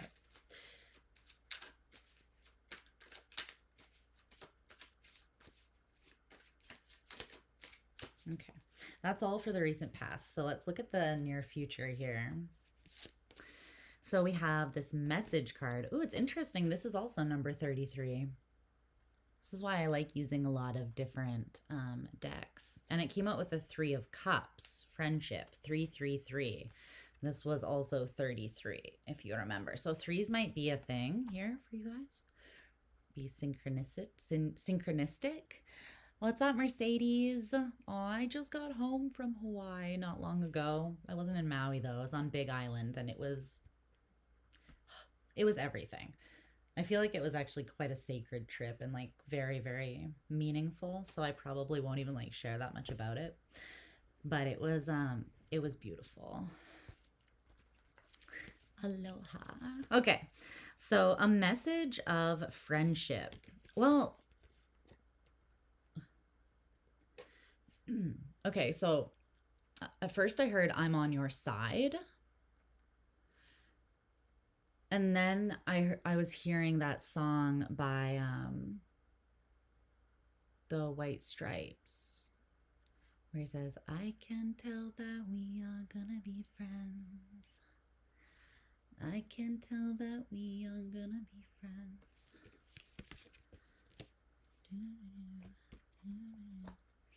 Love the White Stripes. Okay. A message, 3 of Cups in the near future. Like, it's interesting because this is like as within.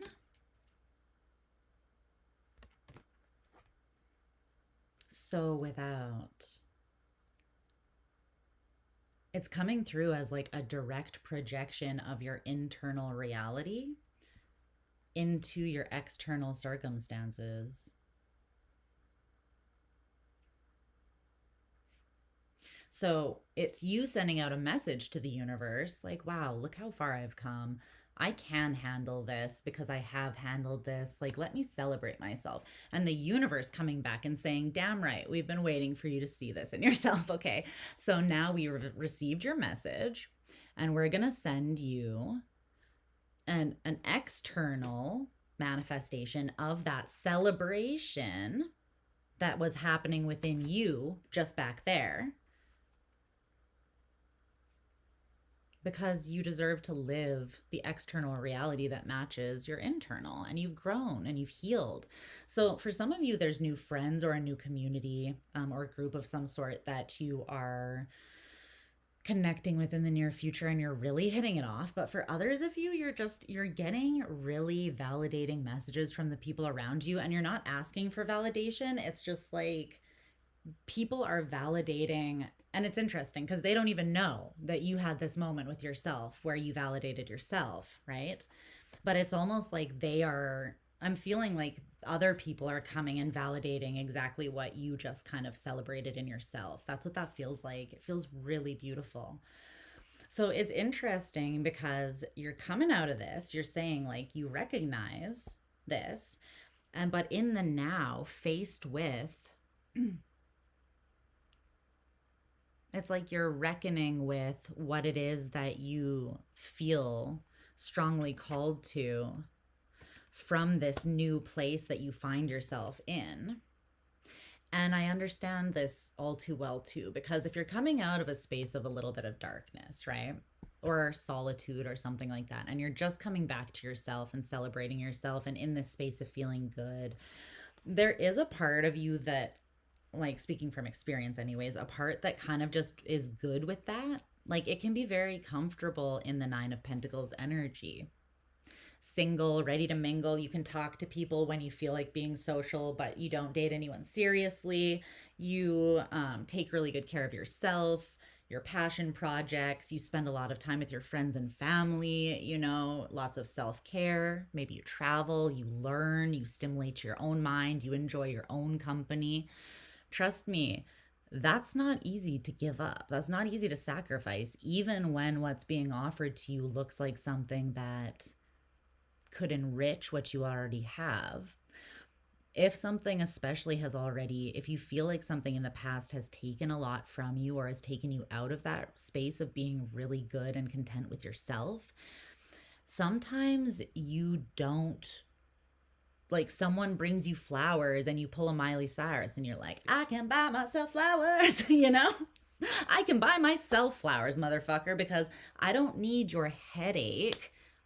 I bring myself joy. Like, I'm genuinely content and I enjoy my life and myself and my friends and my family and the things that I'm involved and engaged with, right? So sometimes something comes in and it's meant to be a gift. It's meant to add to what we have. But we're afraid sometimes initially that, especially if we've just renewed or regained that part of ourselves back and we just feel stable and solid and good in that again, sometimes it can be easier to doubt or deny out of fear. Like, well, what if I just got back into this and now, like, this next situation just steals it from me again? Or like, it took that much for me to pull myself back and get myself back to here. Now it's like, I don't want to take risks anymore because it's like, well, did that once, it sucked, never doing that again. Just gonna stay in this isolated state of being great with myself forever. Thank you so much. See you never, like, right? I get it. Your girl gets it. But I do feel like you can sense that something, like, that you're ready for more than you've been allowing yourself to experience, or than you were experiencing when you were in that darker phase or era. Like, maybe this past phase or era was difficult because it was a process of gradual purification, but it was happening through, like, a repeating pattern that was teaching you a lesson that was difficult, right? So did the purification and the strengthening and the coming home to yourself happen through that? Yeah. Was it fun the whole time? Hell no. Hell no. And that's the thing. Like, it's never just black and white. Healing isn't always painful. Sometimes it's celebrating how far you've come. And I mean, love isn't always ecstasy. Sometimes it's compromise. Sometimes it's hurt. Sometimes it's loss, you know? So it's not absolute. I almost feel like you are comfortable seeing it in more of an absolute way though right now, because that feels safe. It's like the structure of the black and white thinking, something about that has kept you safe. So maybe also in this past phase, oh, I'm channeling so much. Maybe in this past phase also, like, hi, Christina. Maybe coming out of the darkness, you did have to have kind of a black and white way of thinking in order to make choices that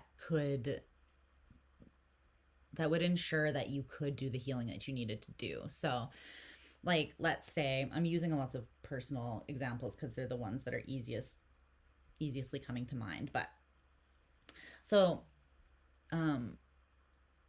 I was in a very abusive, like, narcissistic relationship. And coming out of that abuse, like, the way that it messed up, like, up my mind, or the way that it fucked up my nervous system, there was only like so much that I could handle for like a phase of time while I healed my PTSD and like fixed my nervous system. Like, I needed to hold myself. I needed to be in a safe space to do that healing, and I needed to know that the people around me were not people who were going to further take advantage, because I was in a really vulnerable space, right? And so my thinking had to be a little bit rigid in terms of like, okay, I'm either going to spend a lot of this healing time in an isolated state, because there's some levels of healing that I can only do even by myself, because it's pretty deep healing that's happening and I need to be really exposed for it. Or I do kind of have to be really, really clear about my standards and who I let close to me while I'm doing that work, right? But then when you have this moment where you come out of it and you realize how far you've come, you realize your capacity is now greater. You don't need to be as isolated, or maybe you can open yourself up a little bit more to meeting, to going out, to making new friends, right? To actually giving people more of the benefit of the doubt, or trusting people because you can trust yourself again. So like your circumstances have changed, and then you kind of reassess and move forwards accordingly, right? So maybe in the past that black and white thinking was necessary, and I feel like it was a protection mechanism for you, but I do feel it was necessary to some degree. It's just now you feel called out of that, or you know that you need to move out of that. It's like you're aware that now, what once was serving you, is now restrictive. But leaving that comfort zone now feels scary. In a way, it feels unnatural because that has become your comfort, right?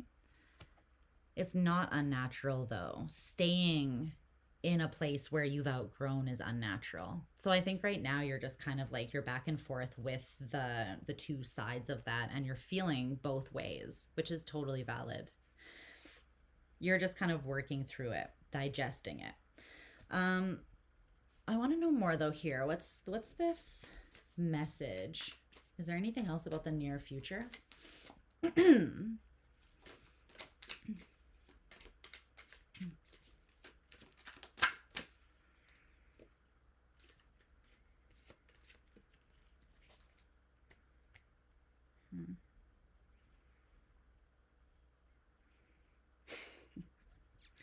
You're like, fuck it, I'm doing it. Yeah. Oh my God, I love this so much. Okay, 3 cards came out. Look at what came out. First card that came out is the Chariot in the upright. Again, it already popped out in the upright, but it needed to fully come out this time, countering the Chariot in reverse here. And then it came out with the Queen of Wands in reverse and the 4 of Cups. This is the spotlight on the part of you that is afraid to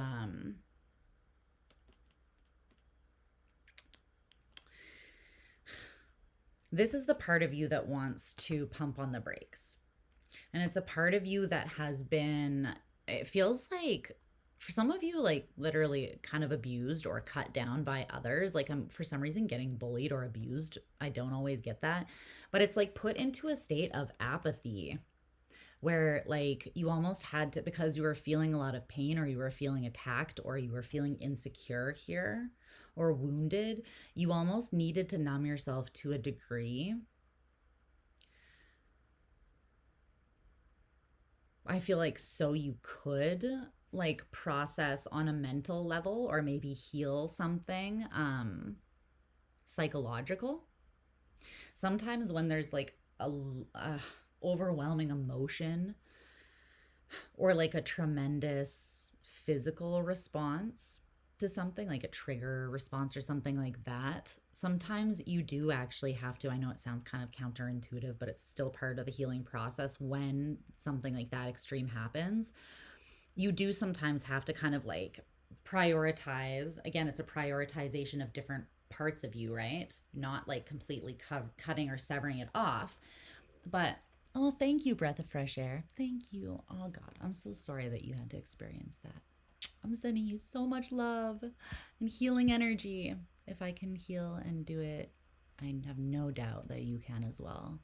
But I totally understand. I totally get it. There's something that left you quite insecure though, and there's something that made it necessary for you to redefine the truth of your essence. It's like you had to get to know yourself again, to become confident in yourself again. But that was like a different part of the healing. But part of the process was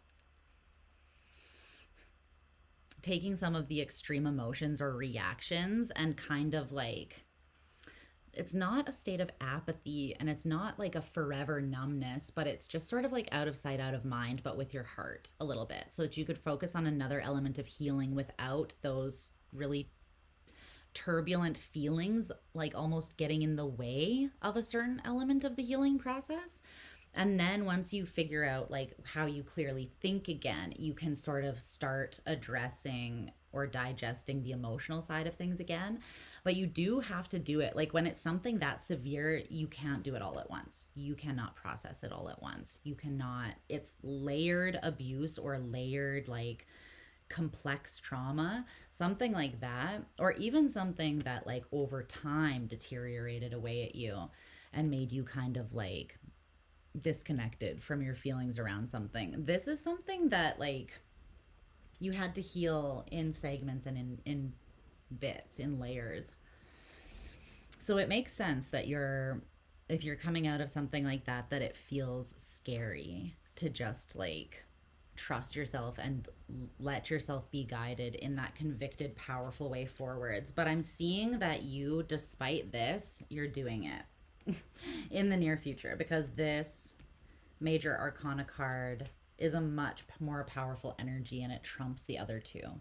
And I like actually that these showed up, because you're showing me you're not denying them. You are aware.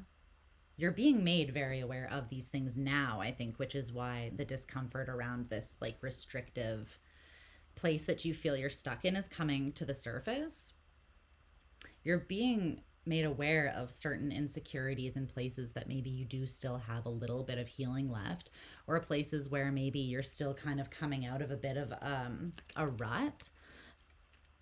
But you're allowing, I think that in the near future here, something about this direction that you feel pulled in, or this vision, you get a message of like good faith, or you get a message of celebration, a message that hits you and makes you realize that the way out of this is actually through allowing yourself to be guided towards the things that you're passionate about and convicted about, and the things that do feel good, not doubting them, hesitating about them, and continuing to cut yourself off from them.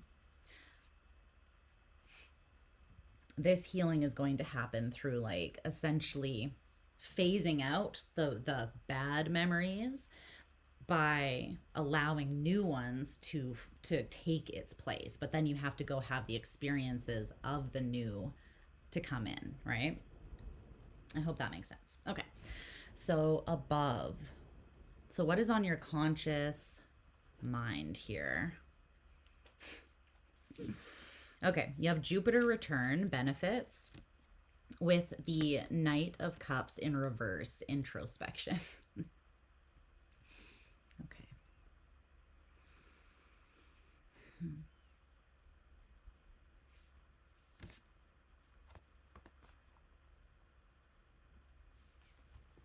Do you have Gemini somewhere in your chart? I don't know, but this is feeling like you're seeing things from many angles. It's very like prismatic thinking. But I think that it actually is serving you quite well.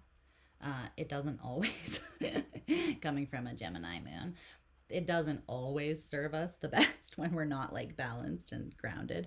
But it feels like I like what you're doing with it. I like what you're doing with it. You don't have to have that in your chart, but you're seeing like both sides of something without, like, the challenge is to see different sides of things but not let it be black and white.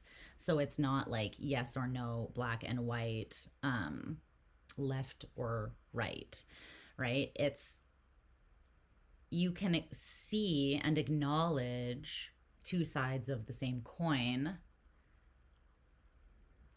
and still understand at the end of the day they're part of the same coin, right? Because you're telling me that like what's on your conscious mind is, it's still this sense of like celebrating and realizing how far you've come and how much is opening up to you as a result of how far you've come.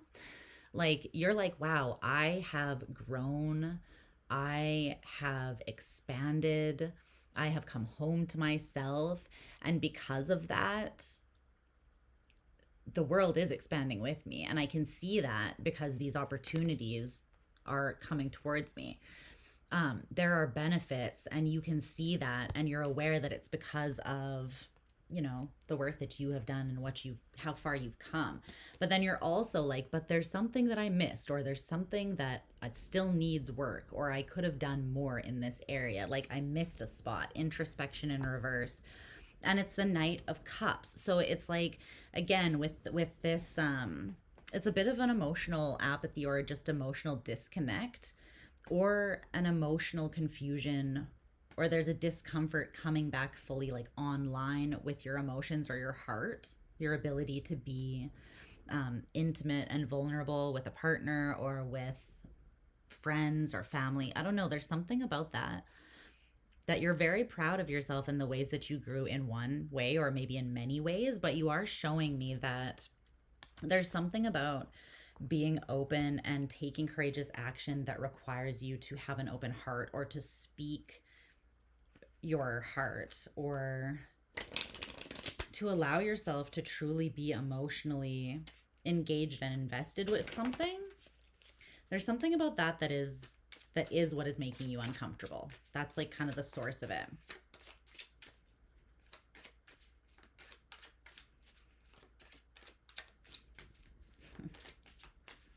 Okay, so in the below, this is your subconscious or your underlying feelings and trends. You have transformation and the sun. Well, that's absolutely beautiful. Your soul is like, we're in it. We're already in this. We've been in this. You're aware that we've been doing this. But it's like your soul, your spirit is like, we've been doing this for a while, and like we already gained momentum. So like this train is rolling. It's been rolling. You recognized how far you've come because you celebrated yourself here and the journey. But your spirit is like, if you think we're stopping here at the 9 of Pentacles, no. We are like, whoop, whoop, chugga, chugga, chugga. Like, we ain't stopping until we reach the 10 of Pentacles, the sun, you know? And like,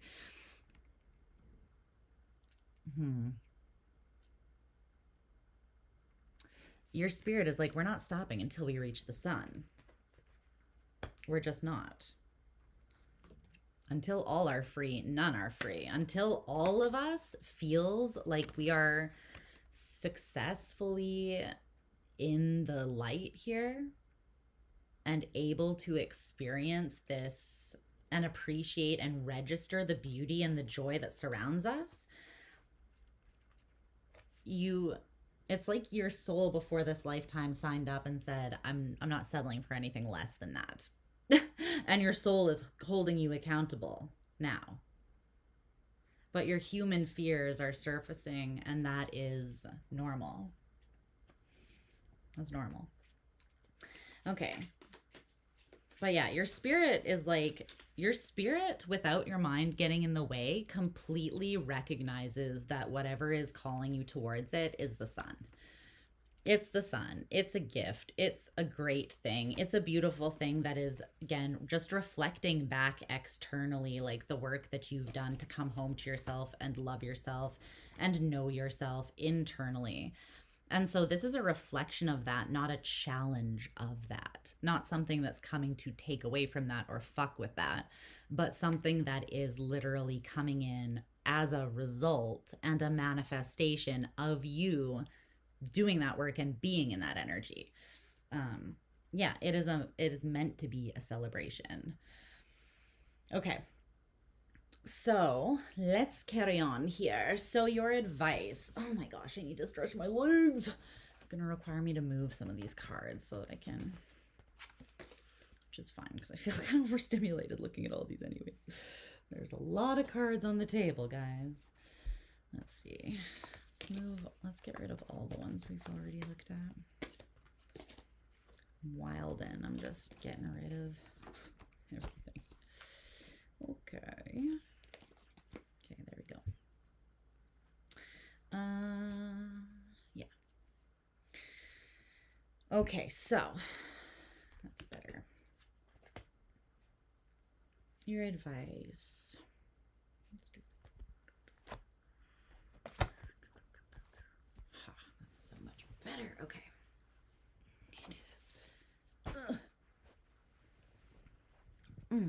I can come back closer to you. All right. Good night, Shiloh. Oh, you just came out of your Saturn return. You did it. Woo, woo, woo, woo. I didn't expect for this reading also to be like 2 hours long, but also, am I surprised? No. So, if long readings aren't your thing, I'm probably not your reader, sadly. Okay. So, your advice. You've got the 10 of Wands in reverse, burden, and be still. I love that you're putting down that energy. I really love it.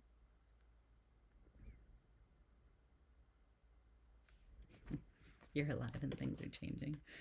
Sounds like how I felt coming out of my Saturn return. So yeah, I understand. The struggle is real. It is not a walk in the park. Okay.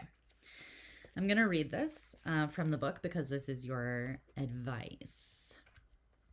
This is the Cosmic Reading Cards deck. Okay. So I'm going to hold this up because for some reason they're saying something about, well, activation warning, but this could activate some of you looking at this image in some way. So I'm just going to put this up while I read it. Okay. So it says, to the mind that is still, the whole universe surrenders. To the mind that is still. What have we been talking about this whole reading? That what is getting in the way is the mind. And we're trying to move forwards in that Four of Swords energy where your mind is at rest so that you can feel what is true to you. Okay. So it says, be still and breathe. Find the well of tranquility and serenity within you. There are times when life feels chaotic. Circumstances and relationships test and challenge you with conflicting emotions and inner storms.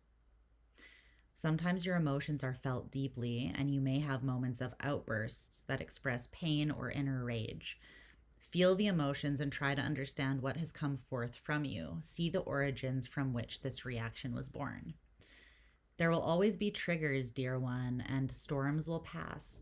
But how you react makes all the difference to the severity and longevity of the storm.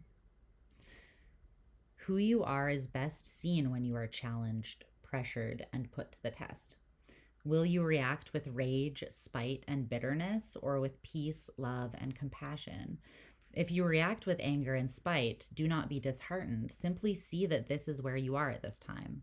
Be gentle with yourself and go within to explore the deepest recesses of your hidden self. Find the root of why your reactions are so. Send this part of you love and compassion and feel the healing light of love spreading through your entire being. You are the love, peace, tranquility, and serenity that you seek. It is you. Know it, feel it, and be it. Be the peace that others seek. Be the stillness that others crave. Be the compassion that others need.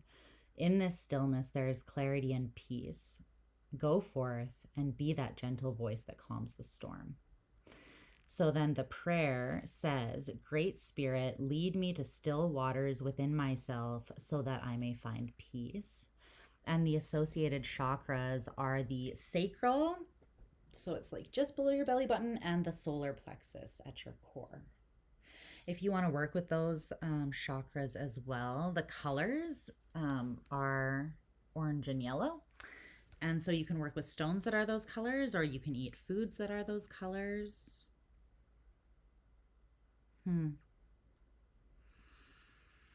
The whole universe wants to open up to you. The whole damn universe wants to show you that you are just as infinite and unlimited as creation itself. But unless your mind is still and you've found this space of harmony within you, as long as you're at war or chaos within yourself, everything around you is going to feel like war and chaos, because it's you that's carrying that with you into everything that you go into. And it's just a reflection of your internal state. It's things are as we are, not as they are. That's how they appear to us, right? Things appear as we are internally, not always as they truly are. And so doing the work to become sovereign and regulated within ourselves and to know what our own baseline is, that's the only time true discernment can ever actually come through. Because until we do that and have that as the baseline that we can judge other things and their influence, or like how we react or respond to them, right, from that, there's always this huge amount of excess energy that's influencing and getting in the way, whether this is internal energy that's coming through the ego, like excess thought, rumination, or keeping yourself super busy to avoid dealing with the issue at hand. Or it could be like things that you have, energies that you've absorbed or soaked up from around you as well. But you're unburdening yourself through finding this stillness, I feel. And also, the book mentioned, but the only way to truly find this stillness and harmony within yourself is to do so from a place of radical acceptance. You can't be in a space of internal peace while you're criticizing or judging yourself. It just doesn't really work, you know, because you can't really be totally vulnerable and true to yourself if you're just going to like rip yourself to shreds or judge yourself or make yourself feel like shit. There will be parts of you that, as like an act of defiant self-preservation, will hide themselves from you when you are in that state. You can only access all of yourself when you're in that space of acceptance and love. So that's what this is about. That's your advice. And it does feel tender. Okay. Is there anything else that wants to come through about that for the advice?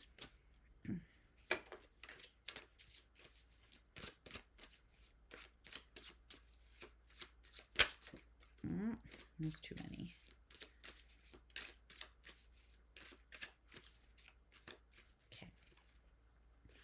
Okay, so a prominent external influence for extra perspective or context. This might be an actual like person outside of you, or it could just be, it could be an astrological influence. It could literally be anything. It's just something that is influencing the situation from the outside.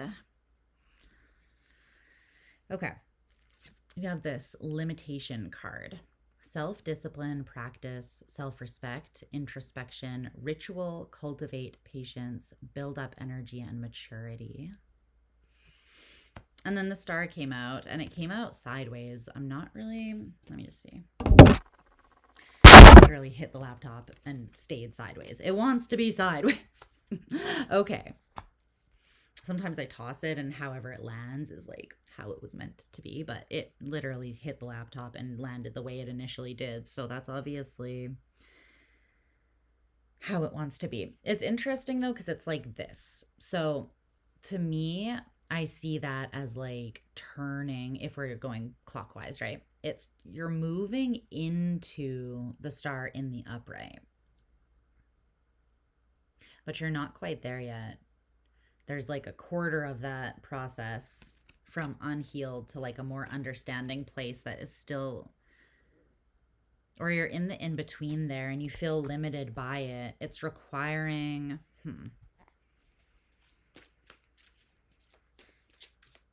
there's something influencing you that you are needing to have discipline around.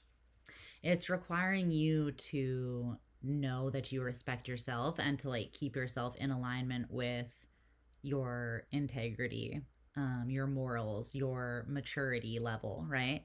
Or you're needing to be patient about something. So there's something you're dealing with, and it could be, it's still somewhat triggering or poking at the part of you that's not like completely out of the woods in regards to healing yet, which is why it's being brought up as this influence. There could be people around you like fighting, like somewhat defensive. Like there could be people around you who are at war with themselves or defensive, or they're not healed to the degree that you are. And so it's almost like they are where you were, and then them projecting their current internal state onto you is like, it's feeling like it's, sometimes it triggers you because you're like, okay, you're having to remind yourself, like, I'm not there anymore. I don't need to act that way. I don't need to engage in that way, or I've already learned that lesson. Yeah. I feel like you're thinking before you speak or act here, because you are, there's this level of emotional intelligence, maturity, trusting yourself, knowing how far you've come, and not letting the bastards get you down here. But there is something where you're needing to be disciplined. And if it's not like specific people, then it could also just be circumstances around you like are a little bit chaotic or imbalanced. And so you're noticing, you're feeling like that limits you. Or maybe you're feeling that it limits your completion of this healing. There's something you don't want to wait to commit to and move towards. But I'm feeling this external influence for a lot of you. It's something that you feel kind of stuck in. And it's bringing me back to like the box, feeling stuck. But you're not actually stuck in this limiting situation. You're only stuck there because you're telling yourself you are. So you're creating that reality in your mind by seeing it as a limitation that you can't break out of, I feel like. For some of you, this is like a living situation or a job. It could even be like your involvement with your family. Something that you feel, though, in order to keep moving forwards with your natural path of progression and the natural like flow that you're on in your own expansion, you're feeling that you need to break out of this. This is part of like what you have outgrown. And it's, I feel like a buildup of tension around whatever this is.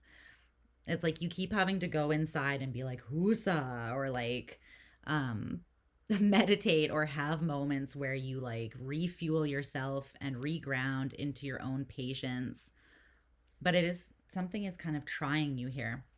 But I feel like it's because you don't really want to be patient. There's something you don't really want to wait for. You want to commit to it, but it could be that something, it could be for some of you that like an old traditional way of doing things, or a specific belief, like family belief system or religious belief system, something like that, that's been in place is not, there's something with that that you need to kind of like reckon with.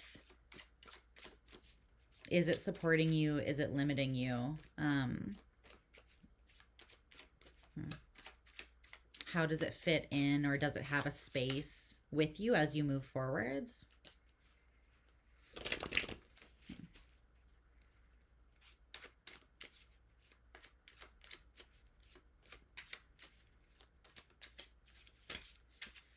Yeah. And some of you are in a situation too where you feel like you kind of have to keep it all like under wraps. Like you're around people that it's like you don't feel safe completely to access certain vulnerable parts of yourself or tender parts.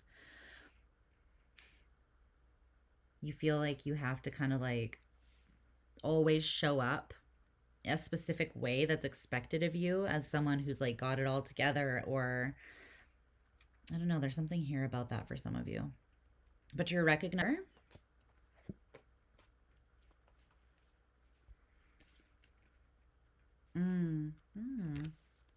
For a lot of you, this is something that has to do with either a relationship, like a specific union or commitment to an interpersonal relationship, either a friendship or a partner, romantic partner, or it's a community.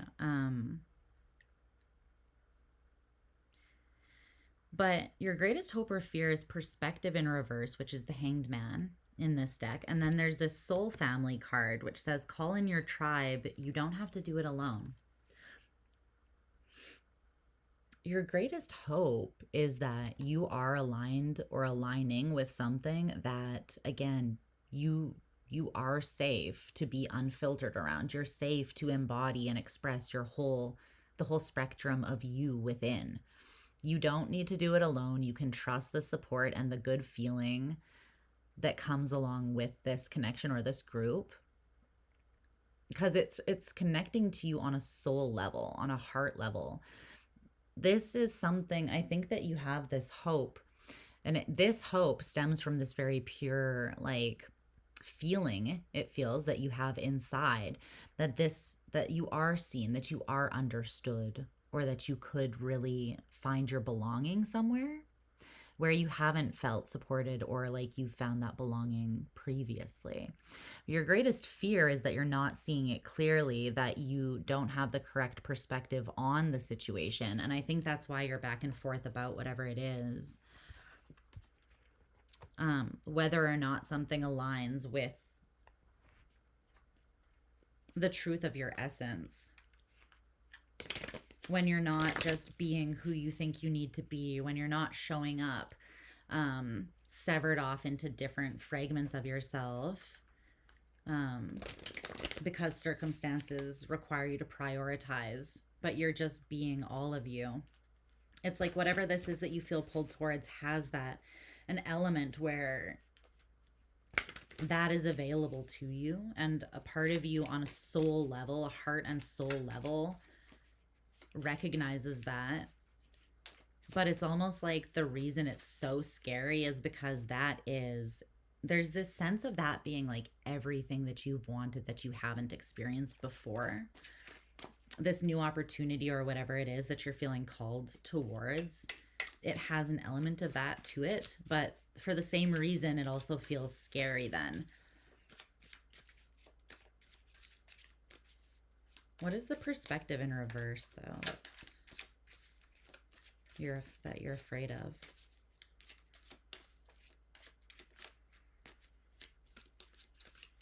It's like that it's not all that it seems. It's not all that it's cracked up to be. It's not a reflection of you truly, or it's only pretending to be, or it will only be a reflection of you for a short time. Yeah, and then it's gonna leave. Like, there's a fear that something, even if it reflects and matches and feels good to you now, that it won't always, that you'll have to walk away, or that it will walk away. like that something can't grow with you, that it will have to be released or something like that.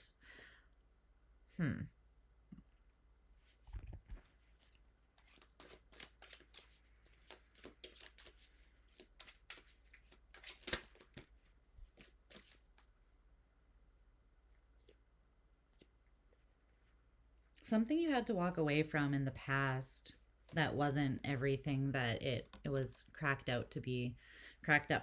That is what has put you in this pervasive state of the Four of Swords in reverse. This has happened to you before. Something that you thought was everything you wanted ended up moving into a state of it was destabilized. It wasn't emotionally fulfilling. In fact, it actually caused you pain, but you are meant to move confidently and courageously out of that space. Like the rest of your life from that disappointing situation forward is not just meant to be you walking with the ghosts of your past failures, you swimming through the grief of that disappointment. You weren't meant to live there forever. You're meant to feel the pain, but you were meant to take the swords out and bandage it up and love again, you know? Love again. Good night. Love you. Right? So yeah, it does take courage, and I totally see, like, you've highlighted all the ways. You've sold me. I understand. I relate. I totally get all the reasons why it's scary. But I'm still here to say that you got to do it anyways. You have to do it anyways to honor your free spirit, to honor the beauty of your essence and the people who will truly see you and celebrate that with you, because you're not meant to alone. And celebrating yourself by yourself as well, that's great. That's just self-love. That's healthy. But you don't get the full perspective, just you looking at yourself. You're going to have blind spots. And blind spots are only a bad thing or a weakness or a liability when you're surrounded by people who are going to exploit or weaponize them against you. But when you're surrounded by people who celebrate your spirit, your essence, your passion, your quirks, the many shades and archetypes of you on all of your days, your best days, your worst days, all the shades in between, when people really see and hold and accept you, and you have blind spots, they fill those blind spots in with the truth. They breathe life into you. They remind you of your greatness when you forget. They don't use your blind spots to tear you down. That's how you know when you're surrounded by the right people. Are they reminding you of the beauty of your heart? Are they reminding you of your greatest potential? Are they supporting your goals, your dreams? Are they listening to your fears, but reminding you that you're bigger than them? Because whatever wants to come in, that is both your greatest hope and your greatest fear, that's what it's offering. And it's beautiful. It's like home that you've never felt before. And it's worth the perceived risk. Okay, so finally, the projected outcome of the situation. Let's take a look. Is this really bright? No, okay, it's good. My computer screen lightness was turned way down and I couldn't tell. Okay. The Two of Wands in reverse, planning. But you know what I actually love about this? What I love about this is that, because the Two of Wands in reverse is choosing a path. It is, you have chosen a path.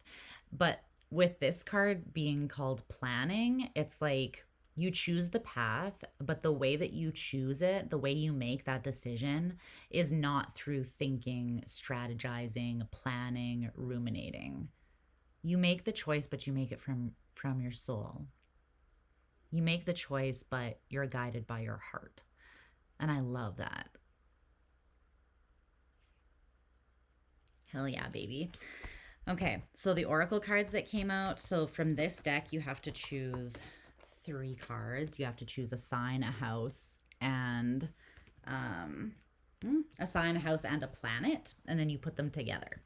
So when you put them together, so you got Jupiter in Leo in the 5th house. This may or may not be a placement that you personally have, but that's not really the point.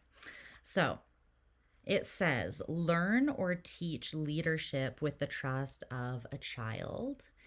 Be positive about the creativeness of fun, romance, and making art. Grow and expand, do what you want to, and do it dramatically. Okay. Then if we turn it around the other way, it's what will come out of the situation. So that is like advice to align you with. And then these statements are what you can expect. So it says the granting of self-confidence to create the power of love. Aww. Blessings from taking a chance on an investment, gambles, or other games. And good fortune resulting from the impressiveness of your creations. So all around, babes, this looks very abundant. And I could have told you that from the very beginning with the chariot there. I mean, the chariot never drives you in a direction that's not expansive and abundant and in alignment with your own strongest desires and convictions. It doesn't. It'll go off the rails because you can only function or drive the chariot from that place of internal harmony and balance. If you're not in that space, then one horse is gonna, it's not gonna work. So this is so beautiful because it really validates that the things that, like I said, it's like the things that you're insecure about or you feel that you're lacking, or maybe the areas you don't feel like you've healed enough, so you don't have enough to offer enough to this opportunity, whatever it is, this opportunity and you allowing yourself to trust yourself to be pulled towards it without overthinking or pumping on the brakes or trying to dictate or control the timing, but truly allowing something to blossom and unfold and stay invested in it and allow yourself to flow with it, right? That is what is actually going to grant you the self-confidence to love and to show up the way that you want and to be empowered and embodied the way that you want. That is what is bringing in blessings. It's like you have to take the chance to receive the blessings from the investment you took the chance on. And that is what is bringing forth good fortune. The good fortune is coming from what you put yourself into, what you give energy and attention to and allow yourself to be involved in the creation of, right? And with the 5th house in Leo, it is so coming from the heart. Like this, whatever you're being pulled towards, it's the heart. And with Jupiter, like the sky is the limit. These are all extremely positive energies. To have them together is just beautiful. Some of you, there's a role of leadership involved in this opportunity, like you're leading a community or you have like a role, a leadership role at work or within an organization, or else it's just leading by example, like showing the power of love, not just through talking about it, because anyone can open their mouth and spill words out. They don't mean anything unless you actually stand on them. And this is you standing on the confidence that you have rebuilt in yourself, the love that you have for yourself, and the acknowledgement that you know the power of love also. And the power that is just innately in believing in yourself enough to take that risk. There's a huge amount of power behind that, because the universe understands that it's not easy. They know, like, spirit is aware of the turmoil of being a human, the human condition, right? They know that we have to deal with the ego and our mind and being our own worst enemy and self-sabotaging and conditioning and patterns and attachments and all this bullshit. Like, they know, and they have grace and understanding for it, but they still want the best for you. They still want you to overcome that shit. And it is a constant, like, ongoing process, but you can constantly and ongoingly come home to yourself and do that work. And it doesn't have to feel super heavy. It can feel creative and abundant and fortunate. It can feel loving and exciting and supportive and liberating. But it depends how you choose to think about it. And it depends how you choose to think about yourself and which parts of yourself you allow to dictate whether or not you are drawn into certain things, specifically this opportunity, which I see is very much meant for you. So that's what I've got for you tonight, my loves. I'm going to see if any final messages want to come through. But I really love that. I do.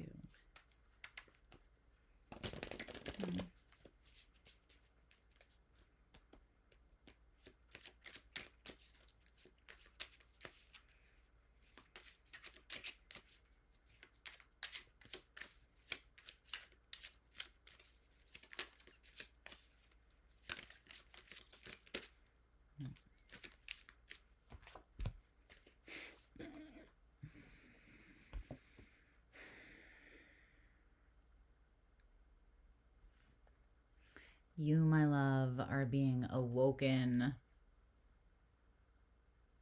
from your grave. The part of you that has been asleep, the part of you that has been in hibernation, the part of you that was deprioritized or perhaps devalued and went into hiding to protect itself. It's the part of you that's being revolutionized now, and it's going through a rebirth and awakening. It's very powerful. This is Plutonian energy. Doesn't fuck around.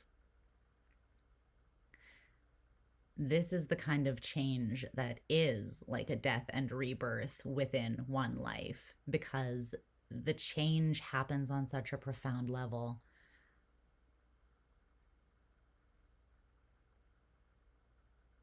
It's a reckoning. It's a reconciling. And it's cause for celebration, not fear. I know you've got this. I adore you always. Thanks for being here. Aw, thanks, Claire. I love you. And I am going to be back tomorrow to do an All Signs, okay? Tomorrow night. All Signs reading live on the channel. So if you want to come hang out, come hang out, okay? It's going to be vibes. And if you want a say in the theme of that All Signs reading, go to my community tab. And there is a poll that you can vote on. There are 3 different options for the theme. So go check that out if you want to. Like, subscribe, do all of the things, be my friend, hang out with me. Yeah, I love you guys. It's really good to be back. It feels so nice. It feels like home. That reading will probably resonate with me. When I'm channeling, I don't retain any memory usually of the message. So I always have to rewatch it if I feel called to. But I think I will rewatch this one. I feel like there's some nuggets for me in this for real. But yeah, I say it a lot, but I feel like I still can't ever say it enough that you guys are a big part of the light. You guys make up a big part of the light for me as I'm walking out of a phase of quite a bit of darkness. So thank you for being you, for being here. And I just love you. Okay, I gotta go because I'm a Pisces and I'm gonna get all emotional and shit. But thank you truly for being here, for being gracious with me, because the time spent away was so... I'll share more with you guys now that I'm back as time goes on, but it was very profound, the healing that happened. And I just feel like I have so much more of myself now that I've come through that, and I have those parts of myself to offer you guys too now, as a result. And yeah, it does feel scary but good, so I can relate if you're feeling that way too. But I promise you, your heart is worth knowing. It's worth seeing. All of you is. So try to allow that. Okay? I'll talk to you guys soon. But for now, I bid you adieu.